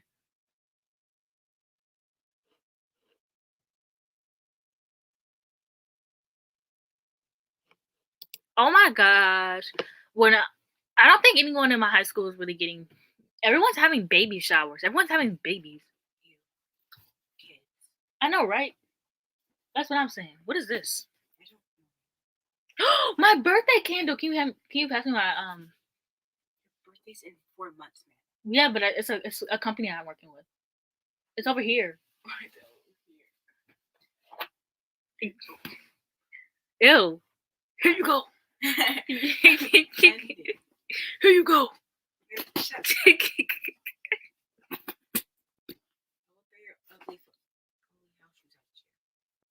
They are ugly. I know, and like right now, because we're young, I feel like it's like, yay, like older guys, blah blah blah. Like, what are we gonna do when we hit that age? We're like, you know, we're like in your 40s, and guys want to think you're. How do I phrase this? When you're like in your 40s and you're still dating, but guys in their 40s are looking for girls in their 20s, but you're like, like right now for us, I feel like, and like you're not gonna be young forever. Like one thing I realized, like you ever see like teens arguing with like adults being like, yeah, go pay your taxes, or like, yeah, that's why I'm like the hot young thing. And it's like you're not gonna be young forever. And I think realizing that really is gonna help you in life because once you are old, you're gonna be sitting here like reminiscing, like, dang, I'm not young anymore. But like I feel like right now, we're lucky because I've seen so many guys on like TikTok who are 40s dating girls who are younger. And it's like so many girls who are my age have like 40-year-old boyfriends. And I'm like, so what about the 40-year-old women? Who were they dating? Because when I'm 40, I'm not about to be dating nobody 20. I'm sorry, but 20-year-old men are very immature. This candle smells really good.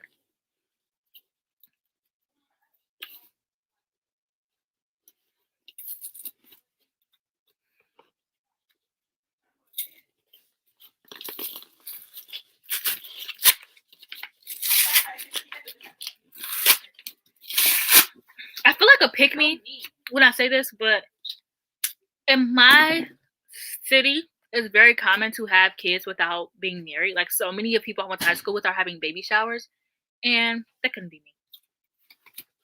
And it was very pick-me, but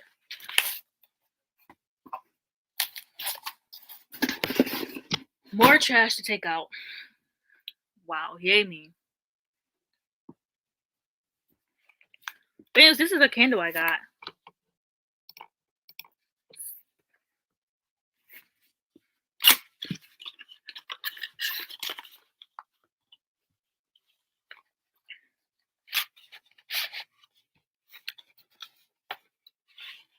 So my birthday is, oh my gosh, so my birthday is August 24th.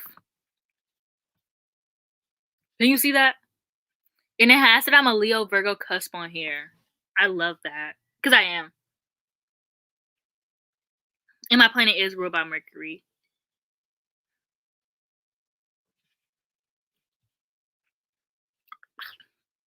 The scent is sage, jasmine, and Palo Santo. And my strengths are authentic, engineering, and unchained. And my weaknesses are brazen, gullible, and fretful. I am not gullible. Why does everyone always say that?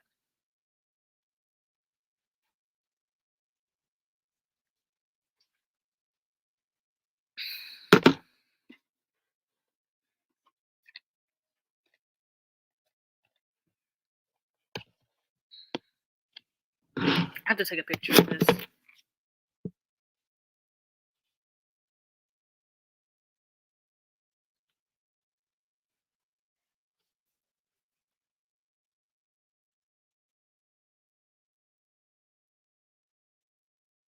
Oh my gosh, don't even get me started.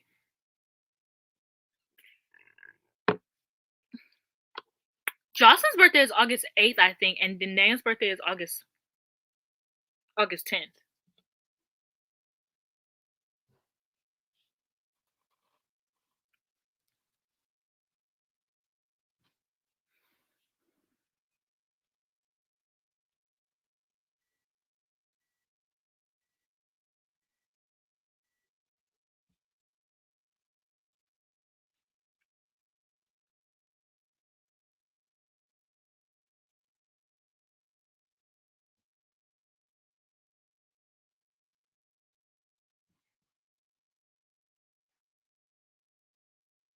What the heck is my brother eating? We don't have any food.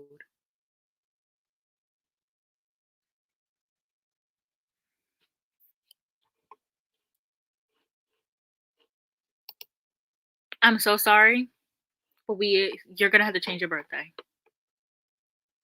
No, I'm kidding. But yeah, my birthday is August 24th. I think that August 24th, where did time go? I think that August 24th is the best day to have a birthday. Like, it's all even numbers, like 0824, like that's just all even numbers. And it's like so satisfying to me. Like, oh. Okay. I knew it was August 3rd, and I was confusing it with Mika's sister.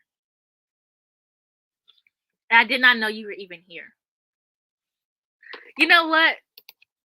Gabrielle, you just be saying what I'm thinking. You just be saying what I'm thinking.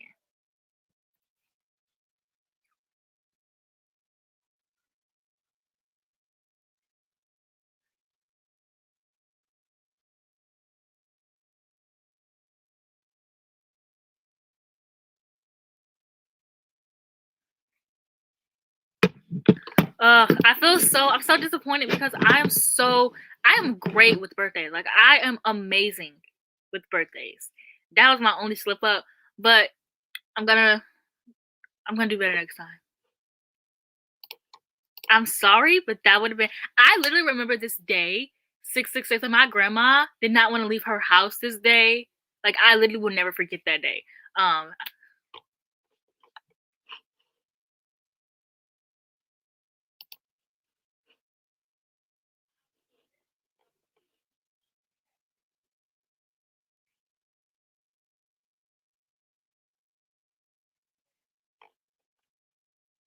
Wait, what are we talking about?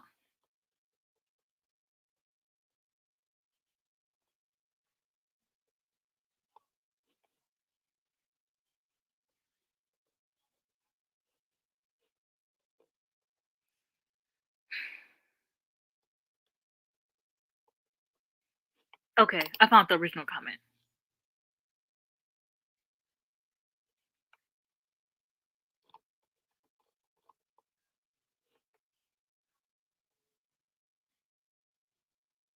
Yeah, um, sex education is not discussed well here, like at all, like at all. The guy that I'm dating is technically like an hour away from me, which I feel like long distance I wouldn't mind, but I can't drive. So also for me, like how would I tell my mom? Like I'm gonna be like, yeah, I met this guy off the internet. My mom is old. Okay, she's not old, she's 40, but she's like a old head, like in her mind, like dating online, meeting somebody online is still new to her. So like she probably would just lose her mind. So but like I said, long distance enough to where I like driving distance, like driving like same state long distance, I wouldn't mind. But like if you live all the way in California, like there's nothing I can do with that.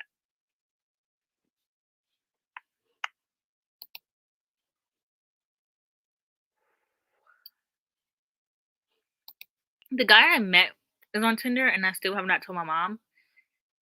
I'm just gonna pop up one day and be like, yeah, I have a boyfriend. Hopefully. Let's hope. But yeah.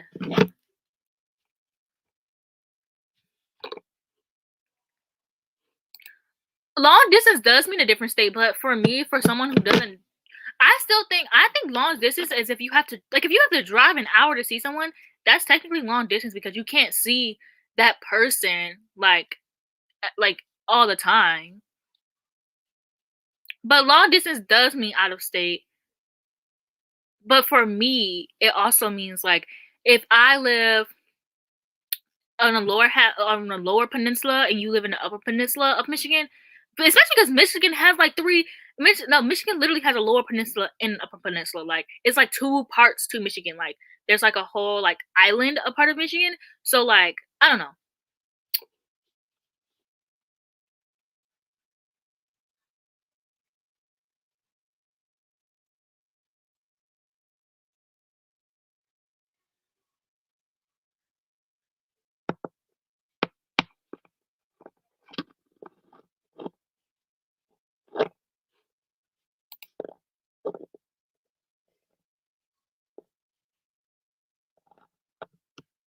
I do not know what you're saying right now.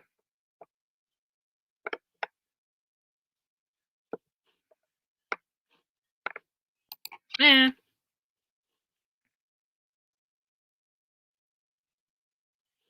I am nowhere near there. I live in like Wayne, which is closer to Ohio than it is anywhere else. I live really close to Canada though.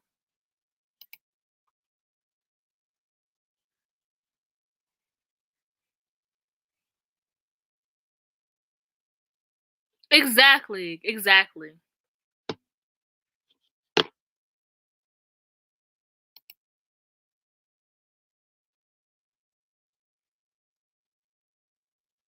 Yeah, like I think like if you're gonna do that, like meet halfway at least. You live in a state where like meeting halfway is like acceptable. But like if I live somewhere with transportation, girl, I probably would have a boyfriend by now. Or if I learn how to drive, at least.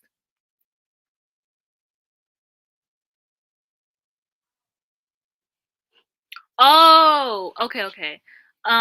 2 hours is far, but like I don't know, just like 2 hours. Like it's not that far. Like um, that is not how you spell my name. Like in fall, in spring, summer, and fall, Michigan is so pretty. But in like winter, I also just hate winter. I also think that Michigan is very outdated. Like our houses look really, really old. Like we don't have a dishwasher in my house.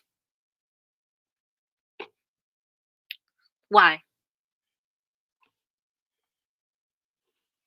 I mean, I am gonna learn how to drive at some point, but I do plan on learning this year because I do want to like I want to get my own apartment. Like I want my own like I want like a 2 bedroom apartment with like my own library. And I can't have that if I don't know how to drive. Unless I lived in New York. If I lived in New York, life would be so much easier. I could just like take the train, but it's also expensive there. So exactly. If you want long distance, pay for my tickets, pay for my flight, fly me out. Okay, thank you.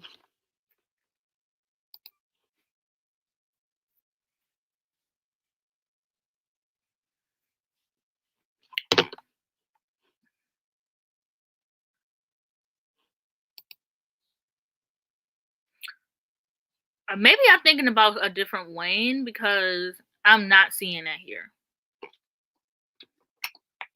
And also, like I said, they can be beautiful on the outside, but on the inside, Michigan houses are very, very outdated.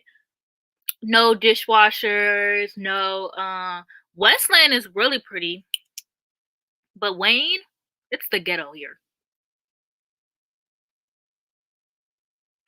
Right now, I'm reading People We Met Meet on Vacation, and I'm also reading Shadows by the same author who wrote The Whisper Man. And I'm reading Leviathan Wakes.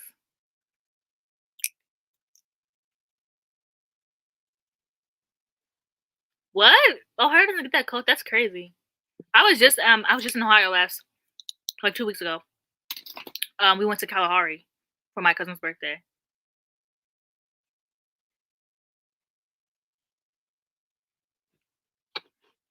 Oh yeah, okay. Yeah. Westland, Canton, Livonia are really pretty. If I could live, like if I were to move, I would live in uh, I'm gonna just combine Westland and Canton. I would live in Canton, but if I were to stay in Michigan, my dream place to live would be Bloomsbury Hills or Farmington Hills. I love it there, but I want to move right now. Um, I'm obsessed with Las Vegas. Last month it was New York. A few months ago it was Miami. But right now I'm obsessed with Vegas. I just want like an apartment that views views the city. And then I also want to live in Colorado. Like I want like a cute little house in Colorado.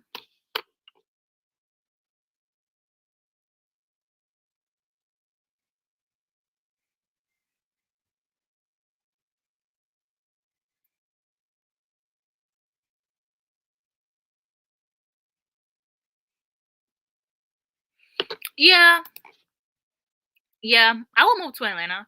But I feel like everyone moves to Atlanta. Like there's nothing wrong with that, but it's kinda like how everyone's moving to LA. Definitely LA is not on my list of places to live.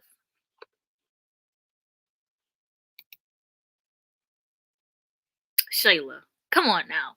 Not I definitely can see you as someone who like one of those I was obsessed with watching people's school bus houses on YouTube for a minute. I can see one of those people who live in one of those. Oh my gosh, West Bloomfield, so beautiful. I will live, or also will live like closer to one of the lakes because I will like have like a little beach house, you know. Um, which rich man am I gonna marry?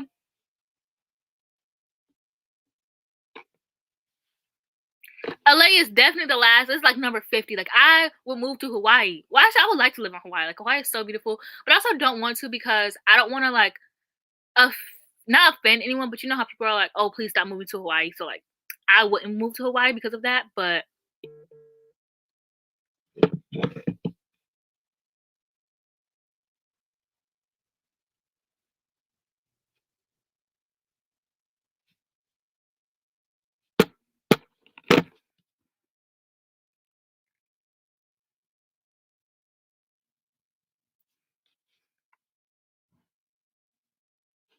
yeah, like I would like to live in New York and have like that whole like view of like the city, like a good penthouse apartment. Beautiful.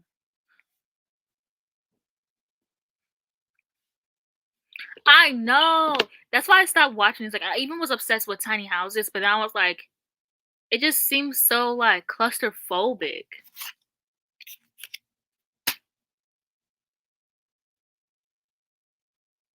Daniel, what are you eating?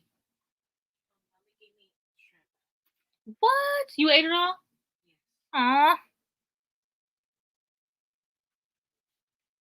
You can Mommy's thinking about what should we get to eat. Oh, what do you want to eat? I was gonna ask you what you want to eat. What do you want to eat? What do you want to What do you want to eat? eat? What do you want to eat? What do you want to eat? I don't know. I'm thinking like Wendy's or Checkers. No pizza. I love pizza, but no We pizza. had pizza like last week. We had pizza like 3 times last week. I'm so tired of pizza, man. Wait till getting pizza again. I want to cry. I love pizza. I don't ever get tired of pizza, but like I kind of am tired of pizza, but I'm not tired of pizza. Okay, well we can do this together. 'Cause I'm scared to do it by myself. Do what? Ask mommy. Tell her you want Checkers. No, I want Wendy's. We'll tell you want Wendy's then. Just go in there and be like, I decided I want Wendy's. Okay.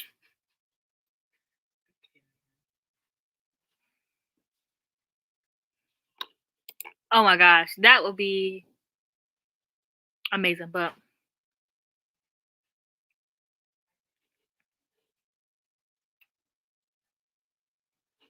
like exactly like my room, I have too much stuff. I seen this whole family lived in a school bus, and I was like, how? Also, I seen this one girl. She lived in a tiny house, and like I thought that like she was planning on like moving out at some point, but like the way she was talking about it, I don't think she was planning on moving out.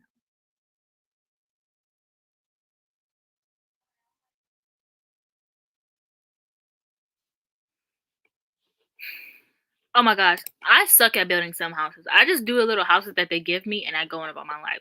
Especially because I spend like 8 hours designing my Sims, anyways. What did she say? We're getting Wendy's. Okay, good. I'm so hungry. I said me, man. I was not. That was not good. Yeah. Wait, we're going together, or She said she might, but she knows she will say yes because she knows she's hungry. right? Like we ain't got nothing to eat, so There's mashed potatoes on there. give me some, You have to cut up the biscuit and the mashed potatoes. please. You go. Why? I'm hurting. My feet hurt. Please. I can't leave the live stream. You do this to all the time you go to the bathroom, Anna. I'm just gonna sit here and eat my cookies. No, your feet hurt. I'm already standing. No, I have to walk down 13 stairs no. and back up 13 stairs.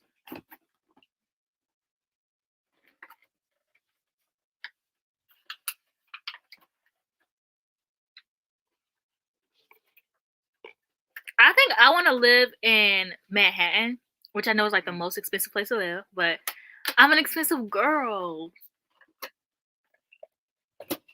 Like, what can I say?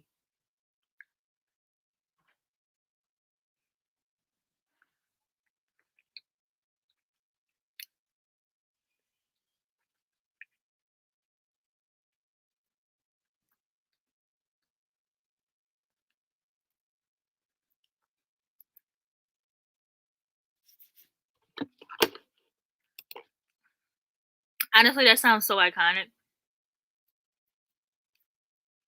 Um, Personally, I want to move out when I get a boyfriend, you know. But they say you shouldn't move out. Ew, like everything in my mouth is blue.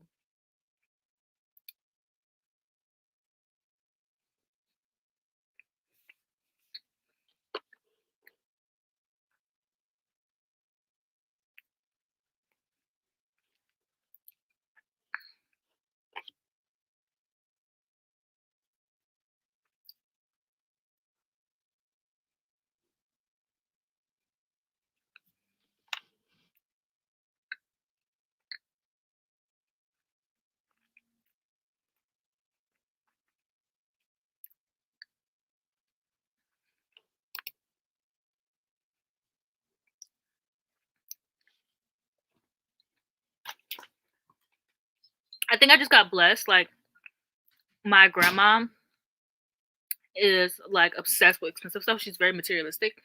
And my great grandpa, my grandma got divorced when I was younger.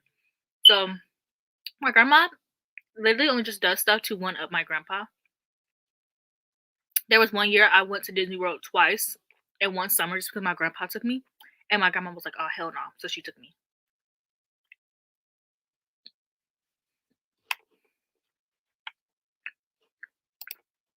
Yeah.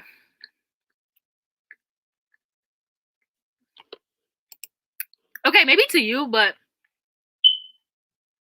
for me, that's just not something I want. Like, I don't want to have roommates. I don't like people. If I move out, I'm not saying that you said that, but I don't know. There's nothing fun about moving out on my own. Like, I weigh 100 pounds and I'm 5'5". Somebody definitely could just watch me and break into my house very easily. Especially landlords. I've seen this TikTok where this landlord literally walked into this girl's house because he had a key.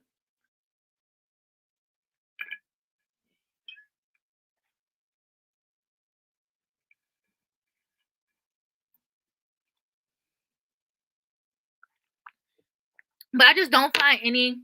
That's why if I do move out with a boyfriend, I'm gonna wait a year, like, into the relationship to make sure we're in love. Or maybe when we get married. Like, I wouldn't mind just waiting until we got married to move in, but I don't want to live on my own. I don't want to live with a roommate. Yeah, like, I have to. I don't have any best friends. Like, that live in my state. Let me rephrase that. Because every time I say that, Mika and Jocelyn are like, oh my gosh, like, what are we? Like, bitch, I meant my state.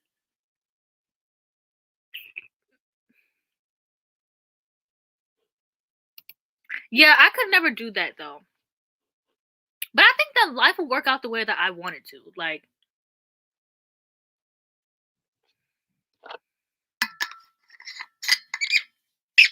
maybe I'm just like a hopeful person. I am a hopeless romantic. Like, yeah, they say that first of all, they say you shouldn't live with your boyfriend before you get married. They say you shouldn't live with your best friend. So who should you live with? Because you live with a stranger, then they rob you. You live with a stranger, then they're doing weird stuff to you in your sleep. You live with a stranger, and they set you on fire at nighttime.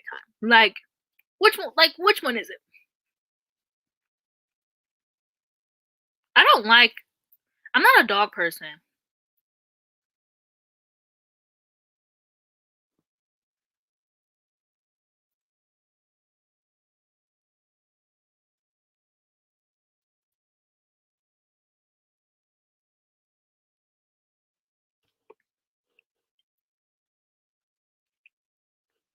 Yeah, I could live with my sister. My sister's about 3 years younger than me, but I don't think she really, like, she will live with me, but I don't think she has any intentions of staying in Michigan for real.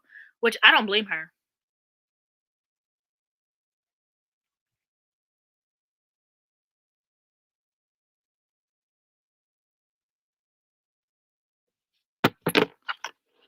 Yeah, like, I think when you just know, like, it's something that you could risk. Also, if I don't like, I'm not building nothing ever again. So if I don't live with a boyfriend, who's gonna put on my bookshelves? Because I'm not. Um, that is insane. But that also explains. I get why you want to move in. It's just like, I don't know. Like, I seen this TikTok and it was like, oh, you shouldn't move in with your boyfriend before y'all are married because this girl, she moved. Okay, no, let me start from the beginning. This is literally what I'm like on FaceTime. But okay, so there was this girl, and basically she said how she moved in with her boyfriend, and she fell out of love with him, and she broke up with him. He called the police on her, accused her of domestic violence, even though she never hit him. She went to like, she was in jail for a few nights, and then she got bailed out. And because they didn't have any proof, she went home and he robbed her and took all of her stuff. And then somebody was in the comments was like, well, that's why you don't move in with someone before you get married. But it's like, that is very traumatizing for her, yes. But I would rather that happen to me before I get married, because say she got married to this man and she fell in love with him and all that happened. Now, not only do you have to buy new furniture, but you have to deal with the divorce. And he might be trying to take half of your money or some shit like that. Like, you never know. So, like, I personally think just do it with what you think is best. So, like, for me, I would like to live with a boyfriend, but like for other people, they wouldn't, and that's fine. I just think just do right. I'm over here talking about all the things I would do if I have a boyfriend, and I don't even have one. So who's the clown here, actually? Oh my gosh. I'm sorry. I'm definitely one of the I love like the whole one of the boys tropes or the only girl in a group of friend, like a group of guy tropes. I love that trope. I eat it up every single time. I don't care if they are not like other girls. Wattpad raised me to be like this. You know what? This piece of hair is getting on my nerves. Okay.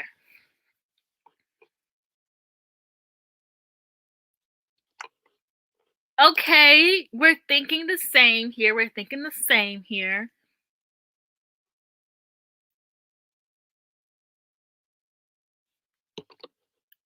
Yeah, I like that.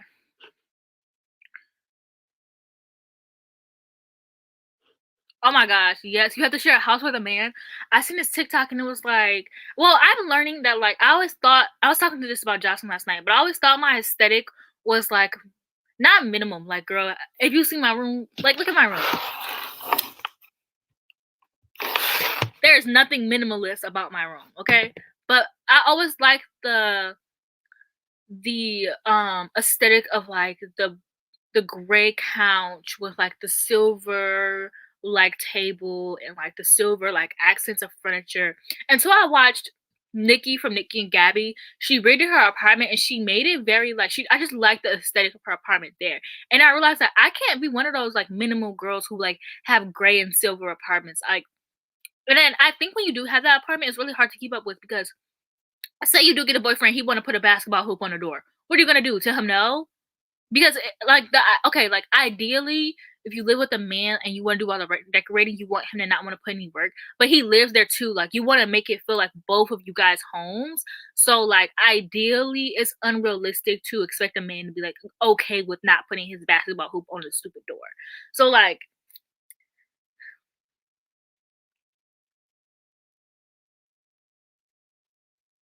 I sleep in a twin size bed.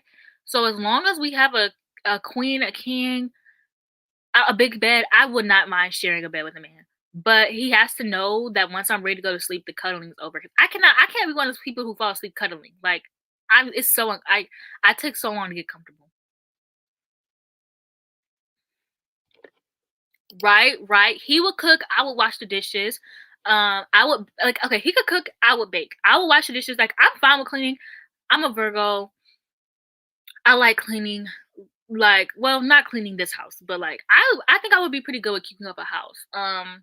So as long as it's 50-50, like he do the laundry one day, I do the laundry the next, but you're not getting like you're not getting a wife and I'm your girlfriend. Like you're not getting a wife and you're not putting a ring on it, okay? So I'm not about to be sitting here doing your laundry, cooking for you, all this stuff, and you come like and then you just come home from work. Like unless we're married, then I'll do it.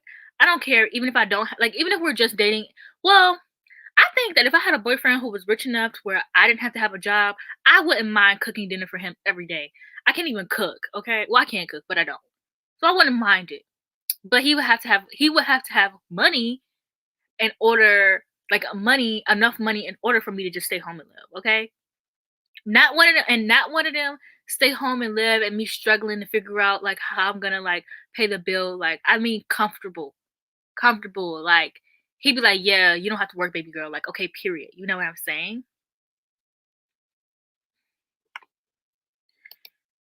Uh, I do have my own. Technically, I share this room with Daniel, but I took over the room because I have so much stuff. Like my room is so small. Like I sleep in a twin size bed. Most of my bookshelves take up all of my room. I'm running out of space for my bookshelves. I can't fit any more bookshelves in here. I'm running out of space for my books. I wanted a desk, like, I collect, like, a new different thing every month, like, I'm running out of space in general, like, I just would like to have, like, my own and I love decorating, like, I love decorating. I just redid the living room downstairs. Like, like this is my house. I love decorating. I think it's so fun. Oh, yeah, I already know when I get an apartment, I'm gonna have to have a two-bedroom. I need a room for my bookshelves. Like, I can't do that, put my bookshelves in the living room, like, there's nothing wrong with that, but I can't do that, like, I need my own. If I do put my bookshelves in the living room, it's gonna have to be enough space because 'cause I'm gonna have, like literally, I own 700 books, I'm gonna have to have 4 to 5 bookshelves. You cannot fit that in the living room. I can cook, I just would prefer not to. The idea of cooking is so no, no, mm-mm. He can picture his little ideas. Unless he was really if he's really good with decorating, he can have at it.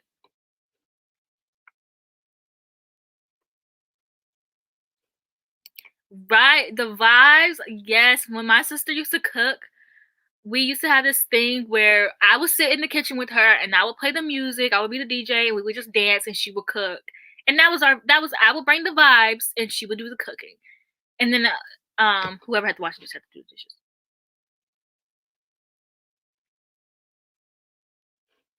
I basically shop like Shein, Blushmark, AliExpress, literally wherever clothes are sold, I buy them, but I mostly just dress by like what I'm currently into. So like right now, I'm really into like these like lingerie tops.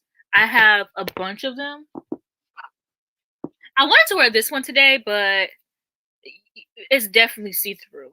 So you definitely like I really love these lingerie tops. So like that's pretty much what I'm into right now. Last month I was really into like browns and tans and like matching browns with browns. Before that, I had like my whole. I think it's just mostly just knowing what style you want to go for because you can basically find the kind of clothes you want with like any style.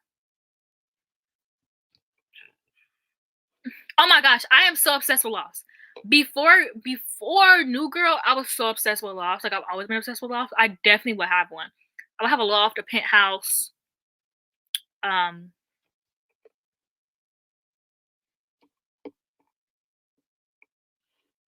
I don't think I would want a separate room. I think it's like I've been so lonely for so long to the point where I don't want a separate room. I have so many clothes that like I'm gonna I'm designing my own house in my head. I didn't before when I was younger, I never wanted my to build my own house because I'm like, there's so much money, I'll never be able to afford it. But like maybe I'll marry someone and we'll like get our money up, you know. So in my like on my Pinterest, I'm designing my own house. Um I'm saying this like I'm really about to build my own house. No, I just have an idea of what I want. And I need to have an upstairs, downstairs closet. If you want to follow me on Pinterest, it's just Mayana Lachey. Oh yes, I'm definitely gonna get some HelloFresh. It's like okay, I know how to cook. My issue is what do you cook? You have to come up with a new meal every day. My grandma cooked a new meal every day. Even when it was Christmas, she was cooking the next day. Even when it was Thanksgiving, she was cooking the next day. My grandma made a new meal every single day. How do you do that? That is my issue. Because if it was up to me, we're gonna be eating shrimp alfredo and pizza every week. If it was up to me. I'm really good. My specialties are shrimp alfredo, fried chicken, obviously. Um, I can make any like breakfast food, like pancakes, French toast, eggs. I make the most bomb breakfast sandwich, so like sunny side up eggs with bacon and toasted bread. Amazing. Um,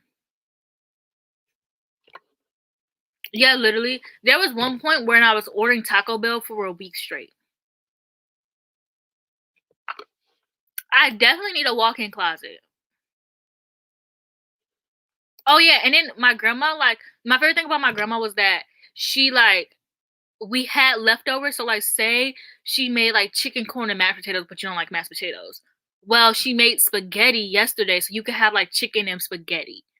You know, like we had leftovers. It was 9 people living in that house, so food was running out, but especially it was 9 people and they're mostly just men, so the food was running out.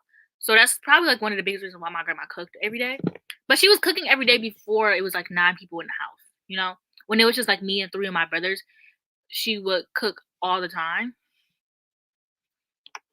Oh yeah, I love to bake. I make the most soft cookies ever. I perfected them. And the other day, I love like trying new things. I made Oreos covered in chocolate chip cookies. They tore that up. Like my uncle and my brother and my baby cousin tore it up. I also made this cinnamon roll bowl and put ice cream in it.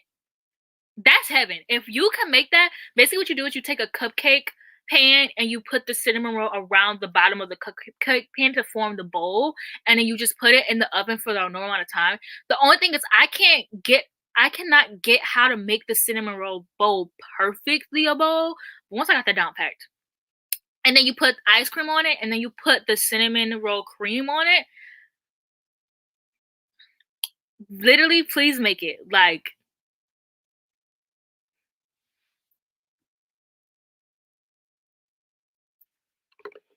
oh my gosh. Well, your family sounds great. My brothers never want to hang out with me. There was a point where every time I would walk into a room, they would walk out. Nobody ever wanted to hang out with me. So,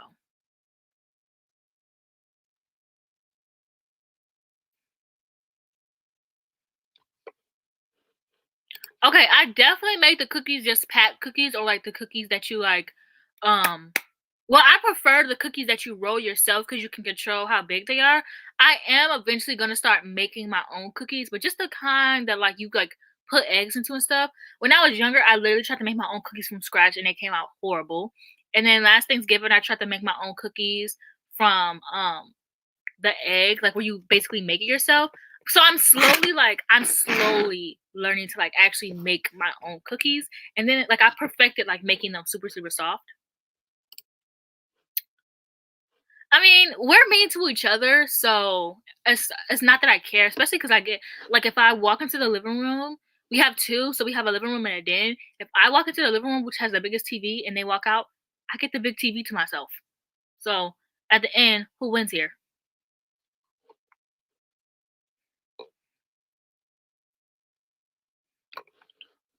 Also, sugar cookies.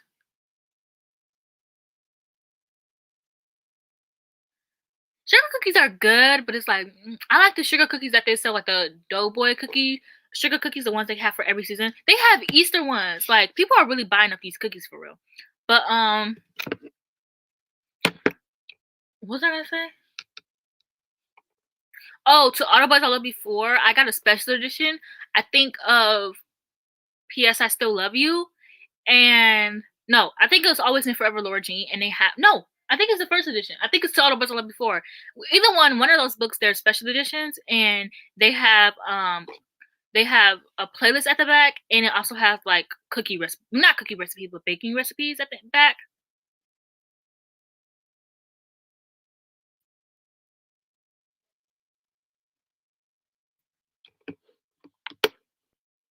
Yeah, I live 30 minutes away, so I could. I also was looking into moving into Toronto because I knew that I literally any state that has its own public transportation. Not I know Canada's not a state, but any place that has its own like public transportation, like a train or a bus, trust me, I've already looked into living there.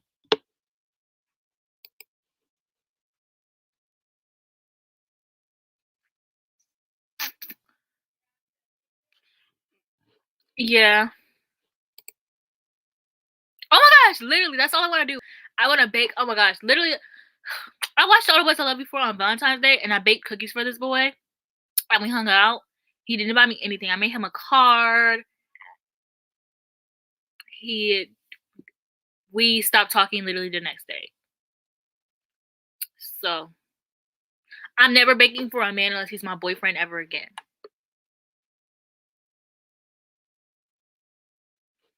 Yeah, with the Fire on High has recipes in it. I think I just read. Y'all gonna judge me because I still cannot pronounce it, but arsenic and adabo. adobo. That has recipes in the back, I think. Ugh, I love the holiday season. Like, y'all, I cannot wait. It's getting dark in here, so I'm probably gonna end it soon. But I just love like the holiday season, like Halloween. I need a boyfriend this year. If I don't have a boyfriend, listen, from August to December from June to December is when I thrive. I love summer. My birthday's at the end of summer. Summer's when you can do all the fun stuff like carnivals. This is in a world where COVID didn't exist, okay? So you have carnivals, and then I live right next to Cedar Point, so going to Kalahari or going to or Cedar Point or a Michigan amusement park. Like, oh my gosh, 4th of July in Michigan was so fun. Like, there was one year growing up, like the fireworks, going to see the fireworks is so fun, but also like me and my cousin used to do this thing where we would go to a carnival and we would hang out all day, and then on the grass we would make like our own palette and we would watch the fireworks at the end of the night. Literally so nice. And then my birthday's at the end of summer, and then there's September, which nothing really happens in September, but that's kind of good because you get like a little break in between like summer. You get like the fall stuff, and at the end of September is when you can start doing fall stuff, like going to a pumpkin patch or like apple orchards, or and then October you got like the haunted houses, the hay rides, the scary movies, and then Thanksgiving, November is when you can chill out. I'm not going to my boyfriend's house because unless his family can really cook for real, because I like white men, so I'm not about to be eating no green bean casserole for Thanksgiving. I've never seen green bean casserole in my life, and I want to keep it that way. Adobo, okay. And then I'm gonna go to my family's house. He can't come with me because we're gonna have to be married before you can meet my family. And then there's Christmas, and we got like Christmas lights, and then me and my family always play this game every year for Christmas, and then you have like decorating a Christmas tree. Like, yeah, we really did. We really did. We really did. Yeah. I am obsessed with watching the Walsh family. So like Kennedy Walsh, Claudia Walsh, Brandon Walsh. I was watching this one video where they did Thanksgiving, and I was watching Claudia's vlog, and she made macaroni and cheese, and I kid you not, she put that shit in the microwave. I was like, baby, where's the extra cheeses? You're not gonna put this in the oven, Don't put no breadcrumbs on it. Don't put no breadcrumbs on it, okay? Leave the breadcrumbs out of the macaroni and cheese. Leave the breadcrumbs out of the macaroni and cheese, okay? No bread in the macaroni and cheese. Oh my gosh, I'm obsessed. Brandon and Devorah are dating, and I love them so much. That's the reason why I want a boyfriend so bad. Brandon and Devorah. I want a boyfriend so bad because of them. But yeah, she put that shit in the microwave. She also made green bean casserole. It was so disgusting. It looked so disgusting. I said, sometimes I'll be like, you ever watch a YouTuber? And I mean, I guess it's probably, sometimes I don't realize that I'm like a bigger YouTuber.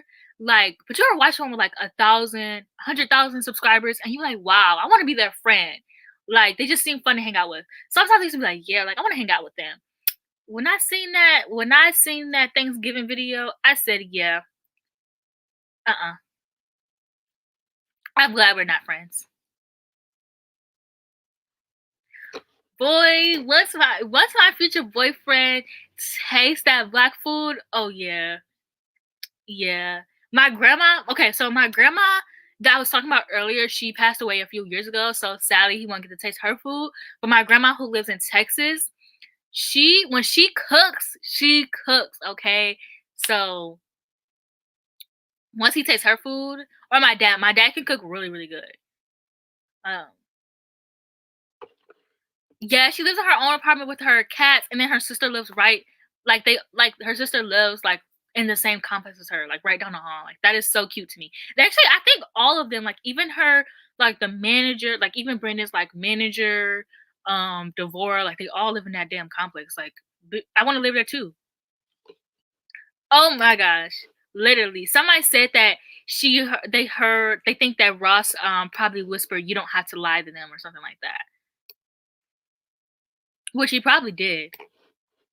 Those the Lynch family, their TikToks are funny because they just post like random TikToks, and like it's just so funny to me because they're just so random. You're just sitting here like, what am I looking at right now?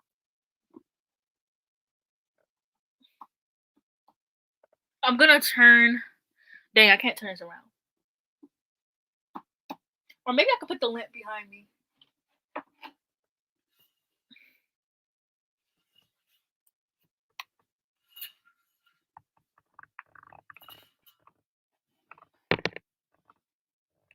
Okay, that's a lot of light on me right now.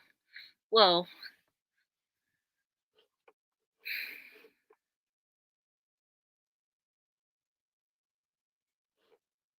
A black Paris?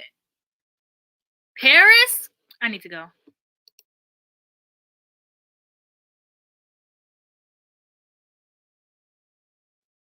Yeah, I definitely would never miss one Thanksgiving with my dad because I just well, I missed last year because I got sick. I didn't have COVID or anything, but I got sick last year, so I had to miss last year. But um yeah, usually I don't miss Thanksgiving with well, no, it depends. Actually, I never know where I'm gonna spend Thanksgiving. I usually spend Thanksgiving with my dad by default, but I spent Thanksgiving with my granddad and his wife, and I found a piece of hair in my green beans and never went back.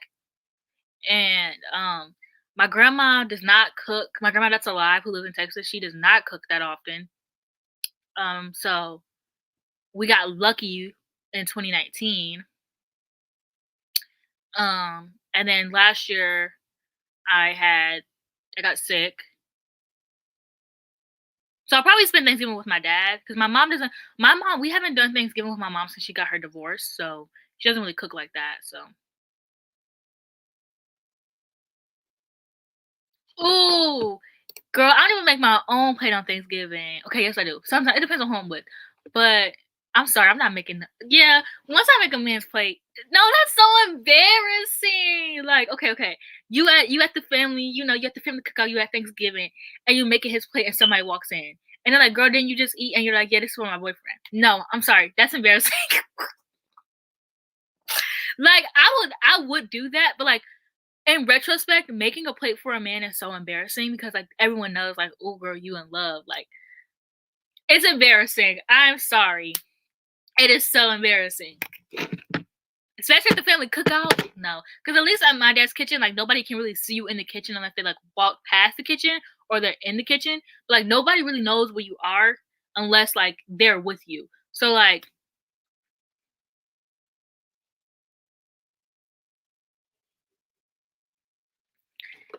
it's cute, but everybody knows that you in love, so it's like it's embarrassing. You know what I'm saying?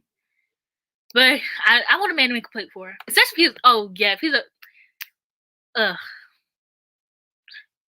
bitch. We're just a bunch of lonely bitches just sitting on here right now. Just talk like the fact that everybody on here is like, yeah, if I had a boyfriend, like not a single, yeah, me and my boyfriend. All of us are sitting here like, yeah, if I had a boyfriend, where's that? Yes, I feel so uncomfortable. Imagine, okay, let me reenact. This is a plate, and then your boyfriend's sitting right here, and you're just like, and you set the plate in front of him. No, I'm sorry, that's embarrassing. He's gonna have to get his own food. I'm sorry.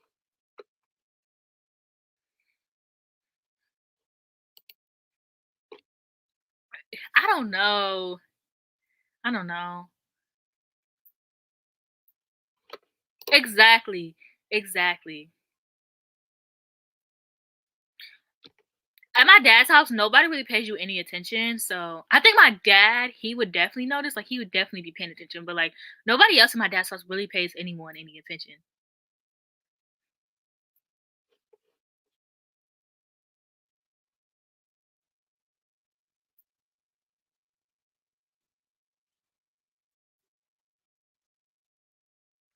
Would y'all like okay, say we're just a bunch of lonely bitches on FaceTime. Like basically. Just not FaceTime, but we're just a bunch of lonely people just talking to each other right now. But imagine, okay, so it's a few years from now, we're married, we have husbands. Obviously, we're married, you have husbands. So we're married, we have husbands.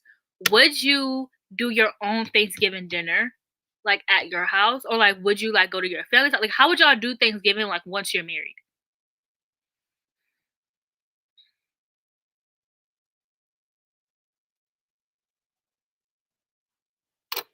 Thank you, Isabella. Exactly that. Exactly that.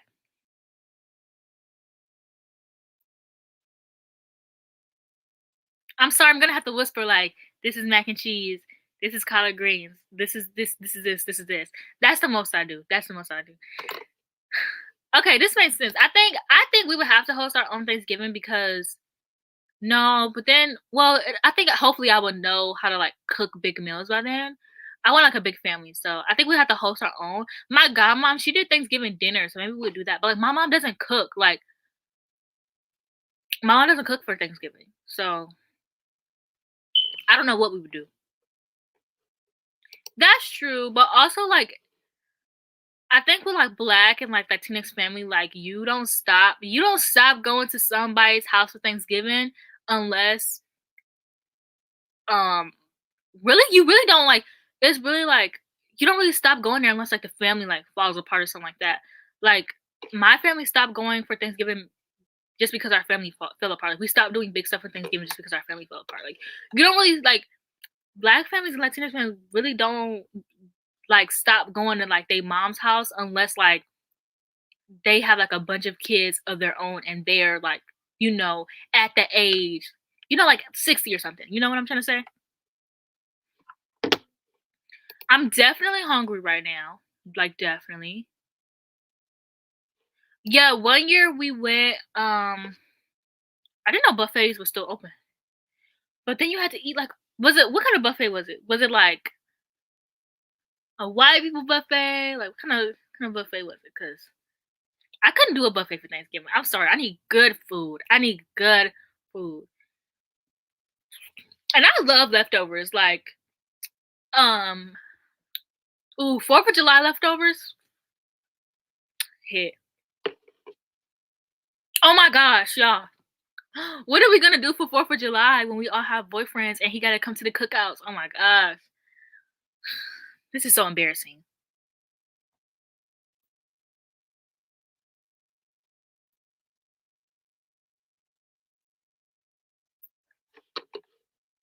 That's why. Oh yeah, I already know going to his house is out of the picture for Thanksgiving. I'm sorry. But if we do go to his, I might. But like for me, I might have to because I don't have anywhere to go for Thanksgiving. Like my dad's house, yeah, but my dad lives like all the way in Detroit. I think I would have to bring my own food. I don't know, but there are some white people who can cook for white people. Like my ex, his mom, she could cook really well. I mean, wasn't hitting like black people food, but it was like pretty good for a white woman. So I wouldn't mind. But also, as black people, we taught you can't be eating everybody's food.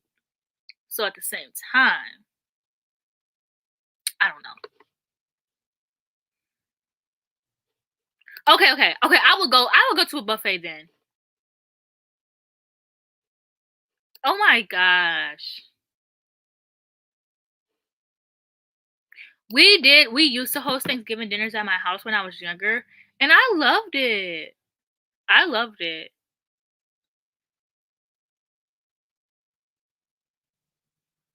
Well, I loved it to an extent, like until I got bored and I want everybody to get out of my room. But like, I loved having my family in my house because like we never really did stuff at our house before. So like the idea of like my family being over my house was like so great.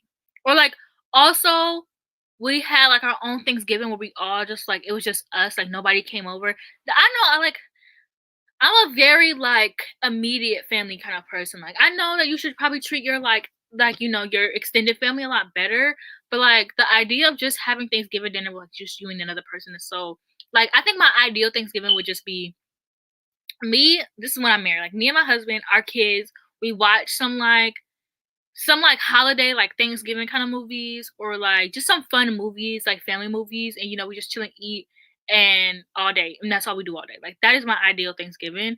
And then obviously we put up like the Christmas tree or something like that at the end of the night. Like that would be my ideal Thanksgiving with the family. That is That's what I'm saying. That is what I'm saying. Bringing my boyfriend to the family function, it function, even if it's not like on a like cookout. Because at my granddad's house, sometimes like everyone would just be there unannounced. Like sometimes we all just show up at my granddad's house the same day. I'm sorry, that is so embarrassing. Like my white boyfriend has to be sitting there next to my family, but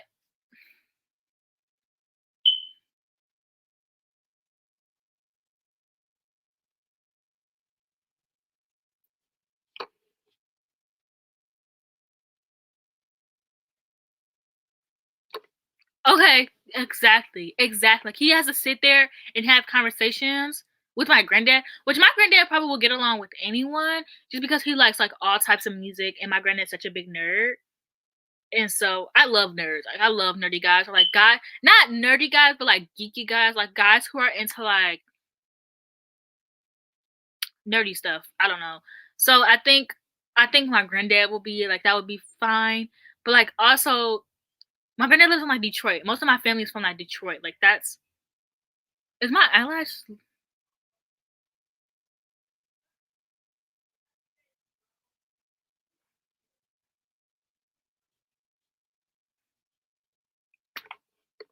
No way. No way. I'm gonna pass out. I'm gonna pass out right now. I'm gonna pass out right now. The thought, I'm gonna pass out.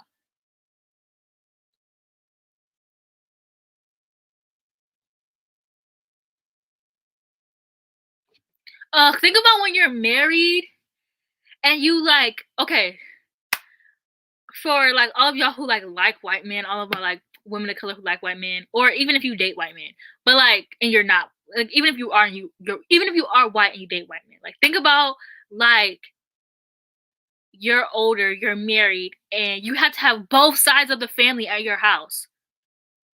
Both sides of the family at your house. I'm passing away right now. Maybe marriage isn't for me. You know, that thing that you do when they have to go under your dress and like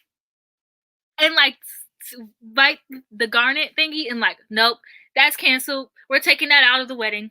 We're taking that out of the wedding. We're taking that out. Kissing, you get a peck on her lips. That's so embarrassing.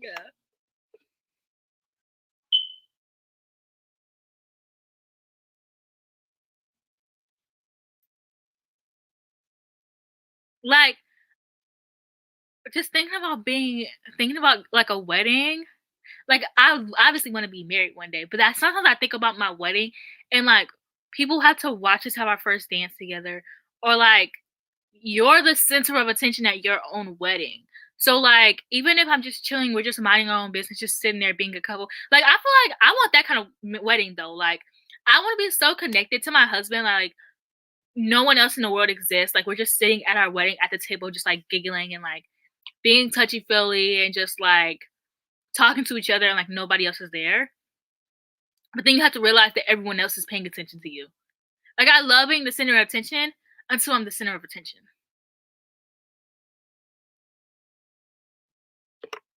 Yeah, your niece is gonna be on your head. Your niece is gonna be on your head. I think I would like that.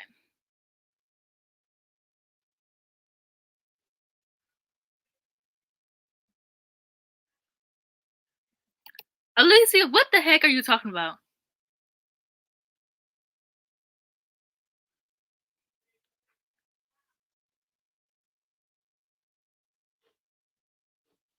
There's not gonna be any babies at my wedding.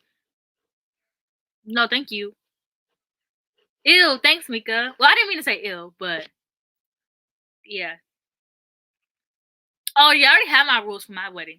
Um, if you come with kids, you're not getting in. There's and specifically for me because my family, like my extended family, there's just a lot of babies in my extended family and they're bad as hell. So no one under the age of 12 is allowed at my wedding.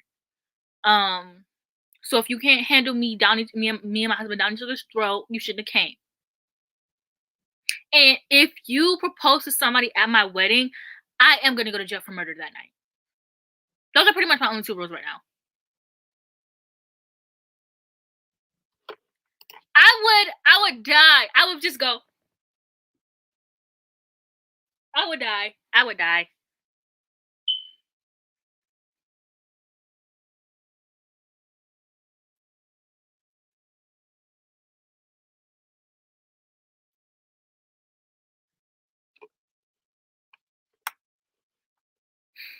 Dang, it was just okay. It's probably because we're talking about big family dinners and you're drinking a milkshake. Yes, yes, okay. They're allowed, but they gotta leave when the party starts. My family, they're lazy. So if you don't come dressed like you're going to a wedding, you're not getting in. I'm sorry. Um, that's pretty much all I have for my wedding rules so far.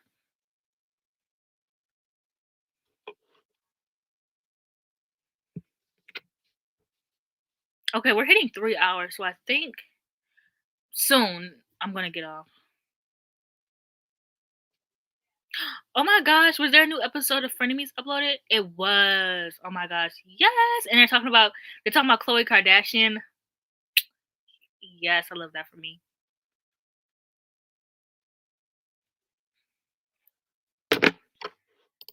I literally kept being like, let's talk about the author drama. Let's talk about the author drama. And we're sitting here talking about every single one of us, sitting here talking about our imaginary boyfriends that we don't have. At least I think I feel good in knowing that I'm not delusional and like thinking about this stuff. Like I always thought I was like crazy for like always thinking about this stuff. Like and not have not having a boyfriend and just sitting here like, yeah, when I get a boyfriend, when I have a boyfriend, I get married. Like, I don't know. I just feel comfortable. We're gonna start our Lonely Bitches Club, okay? We're gonna start it because I find comfort in knowing that there are people out there who are like just as lonely as me. You know what? You know what, Isabella? You're a real one. Because if I was watching me, I would have left to go watch Frenemies. I would have left. I would have left. I won't date anyone more than 5 years older than me. I do want to be one of those girls who have a sugar daddy, all that stuff. But like I said this earlier, you might not have been here, but I just kind of go based off of like how my mom wants me to date because I don't feel like hearing her mouth. So like I'm not gonna date anyone with kids. I'm not gonna date anyone who is a drug dealer. I'm not gonna date anyone who is more than 5 years older than me just because my mom, like she would not like that and I live with her and I want to keep living here because I don't have to pay rent. So I'm gonna do what she wants me to do.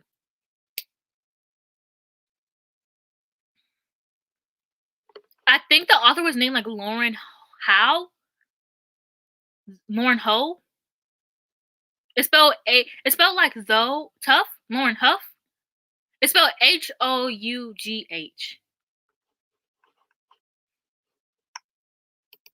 Yep. I'm gonna start a book club. I mean I attempted to do that before, but it didn't work out.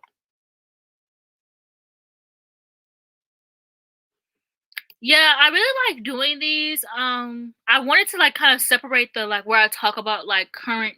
I do want to keep doing the current drama one, but maybe I'll do like once we hit a certain time point, I'll like start talking about personal stuff because I love talking to you guys. Like it's really fun. Like talking about drama stuff is fun, but I like talking about personal stuff too. Like I like to be really open.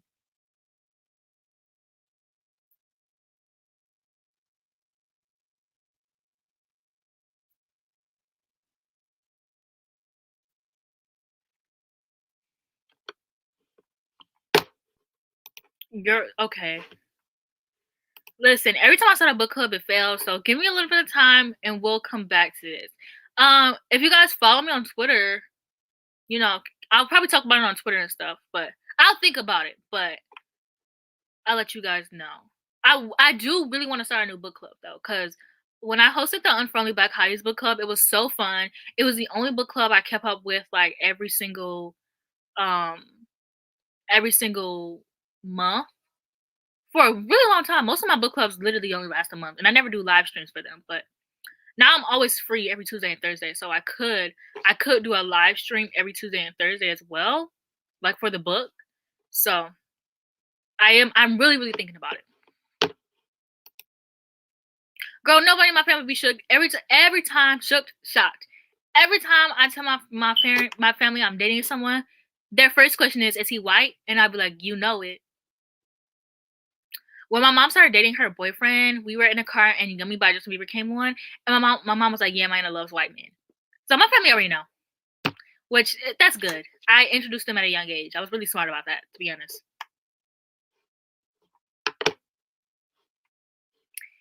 Yeah, I have been struggling with like watching. I started watching some horror booktubers last night. I'm obsessed with them, but I've been struggling like watching booktube. I've been watching a lot of regular YouTube. I have this really unhealthy obsession with frenemies. I watched almost like I think maybe 10 episodes of frenemies in like 3 days. Them episodes are fucking an hour long. So that meant I was watching a bunch of fucking videos in one day. See, I've been talking about Justin Bieber since I was 12. You know, see, we're smart. We warmed him up. Okay, yes. Let me leave their names down below, cause I'm so obsessed. I said down below. I meant to say in the comments.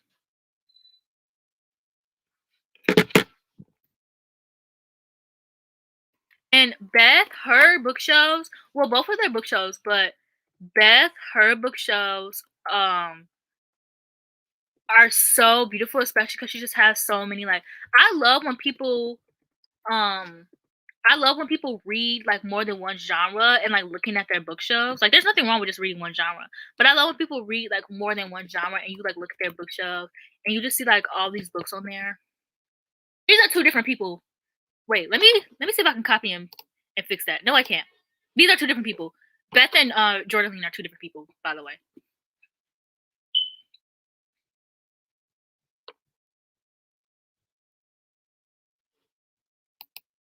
Okay, so what I did was I watched them out of order. So I would watch like episode 1, then episode 15, then episode 20, then episode 3, then 4, then like episode 22. Like I watched them out of order, but I kind of got like a gist of the show. And, like I know all the drama about the show and all of that. But yes, I love romance booktube.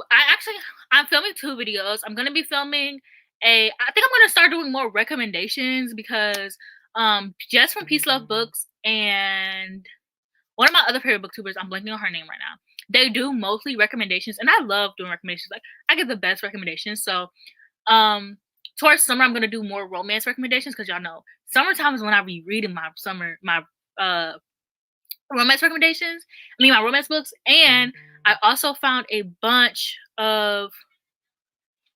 I also am gonna be reading like a bunch of like summer-ish romances. But anyway, so I'm gonna be filming a spring recommendation, and I'm gonna be filming a if you like this, then you like this. And y'all know I read a lot of genres, so I'm gonna have a bunch of different genres, like recommending a bunch of different genres in those videos. So we were talking about authors who kind of they step into reader spaces. So like if someone reviews their book on Goodreads, they'll like comment on it or make a statement about it. But now we're just talking about literally like anything. Right now, just telling them about like horror booktubers I found. I got you.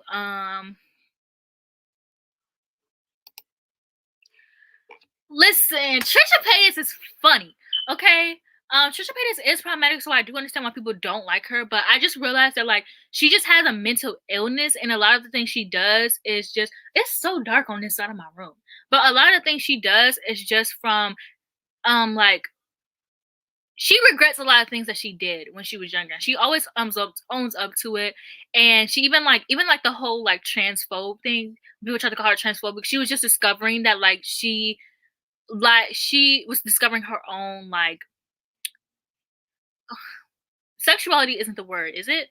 But she was discovering that she's non-binary and she just didn't know there was a term for it. So I think with Trisha, she's just very uneducated, but she's funny as fuck. Like there's this one video where she's very unintentionally funny. Like you have to watch the show to get it because she does very funny things. Like one thing she does that I think is so funny is every time they have a deep conversation, she'll be like, there was this one time they were talking about gravity, and she was like, yeah, well, we don't really need gravity.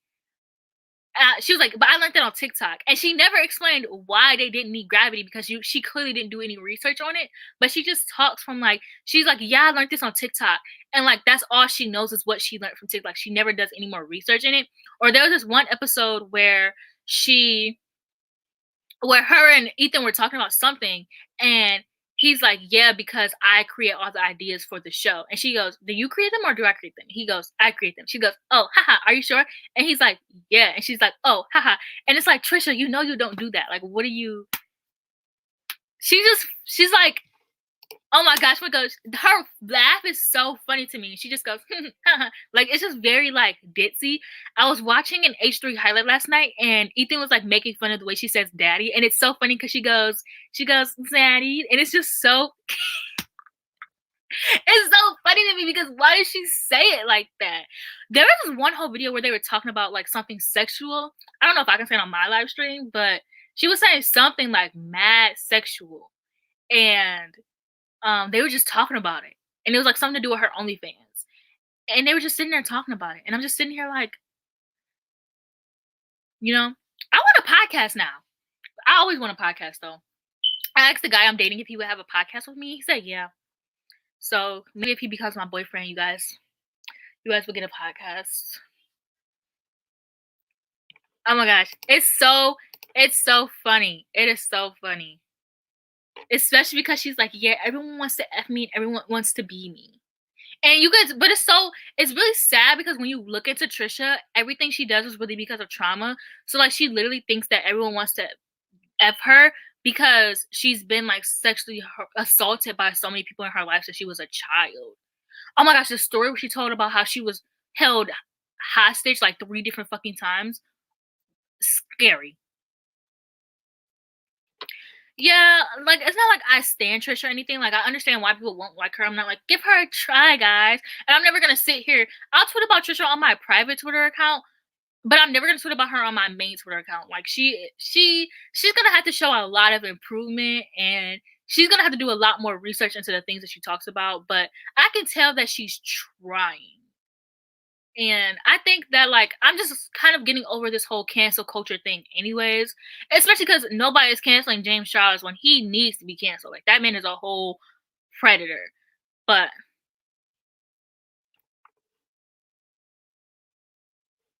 bro, when they got to that argument and she sent that picture to him of her no square.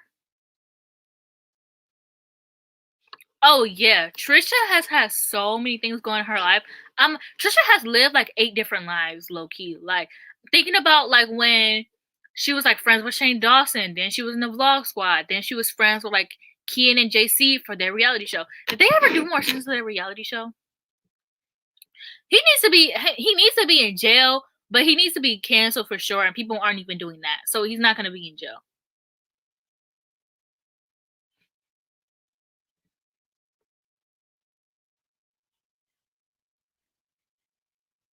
Oh, there was a Reality House season 2. I never seen that.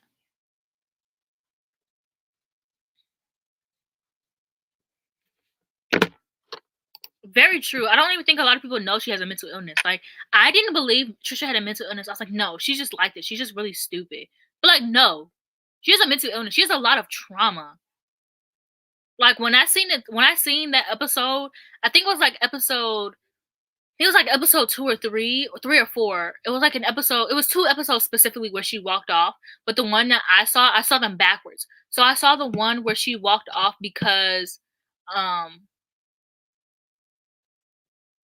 there was one she walked off. There was one where she walked off, and there was one where he called her crazy.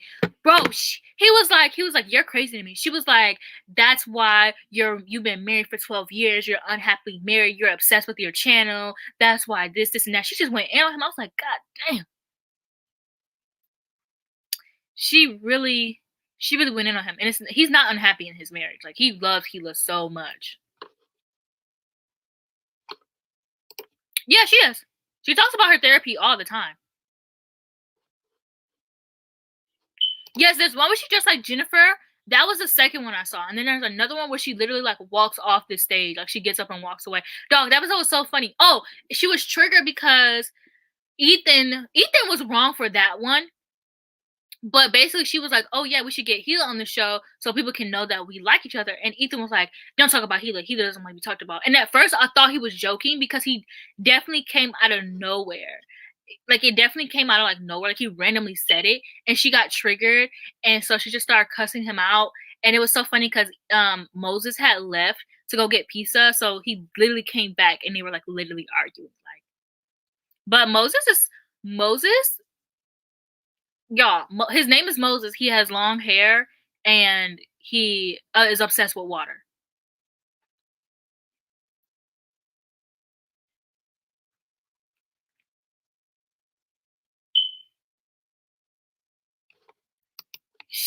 One thing, she's funny. She's funny. Yeah, Ethan was so wrong in that situation. I literally thought that he was joking because he literally was like, "Don't talk about Hila. She doesn't want to be talked about." Like it was so random. Like all Trisha said was they're friends and she should come on the show so that people can see that they're friends. And Hila not wanting to be talked about, like I don't know. You could tell Hila definitely has some feelings toward Trisha, and she just didn't want to admit it because why would you not want to be talked about on the show? Like the reasons why she didn't want to be talked about didn't make any sense. Basically, she didn't want to be talked about because people always think that she doesn't like Trisha when she does. That's the thing. That's why she doesn't want to be talked about. No, so Moses and Hila are siblings, and Hila is married to Ethan, and Trisha is engaged to Moses. So essentially, Trisha is engaged to Ethan's brother-in-law.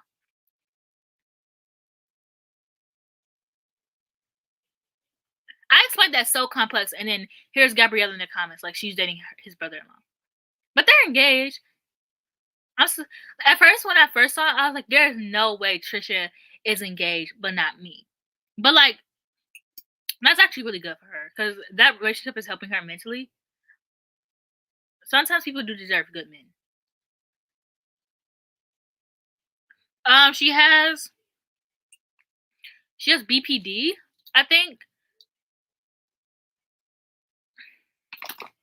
I believe. She also, like I said, she also just has a bunch of childhood trauma as well. So and she has a lot of childhood trauma that she doesn't remember. So some things kind of trigger her sometimes. That's very true. But all of the men she's ever dated were so trash. I watched a video of her and her ex, Jason, and I was like, why are y'all dating? This man does not like you, clearly. But I'm trying to get like her and be engaged. Especially because Moses, he has his own, that ring she has. Bitch, why is this watery? Can y'all see that? That's water.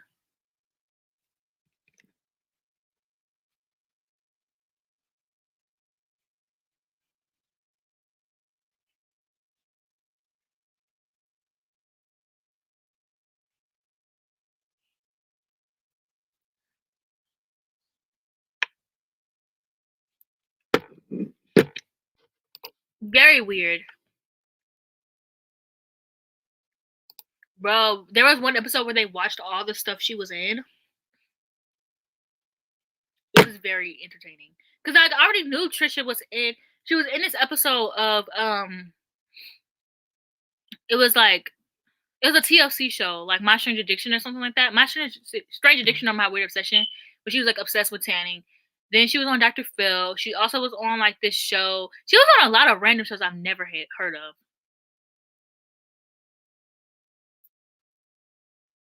She was on Modern Family.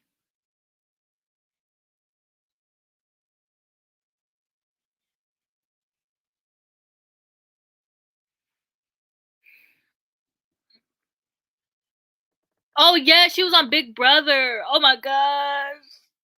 Ooh, that stretch was good. Okay, I'm gonna check that out. I don't know if she was in an Eminem music video. I wasn't that big of an Eminem fan. I need Big Brother to do another celebrity season because I want them to do an American one or a Canadian one because I wasn't watching Big Brother at the time. But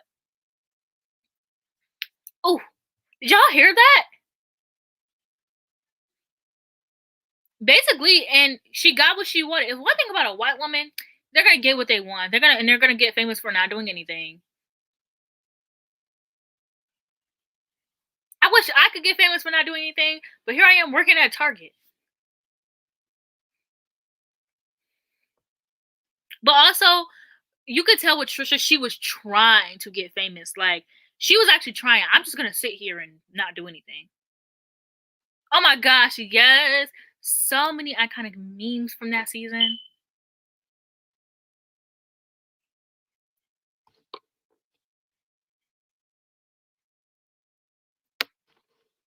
She does nothing, but like apparently she's written like 12 books. She's been on like 8 different TV shows. She's lived like 18 different lives on YouTube. She's a really interesting person. Not that like I don't know if I stand her. I just think I find her very interesting.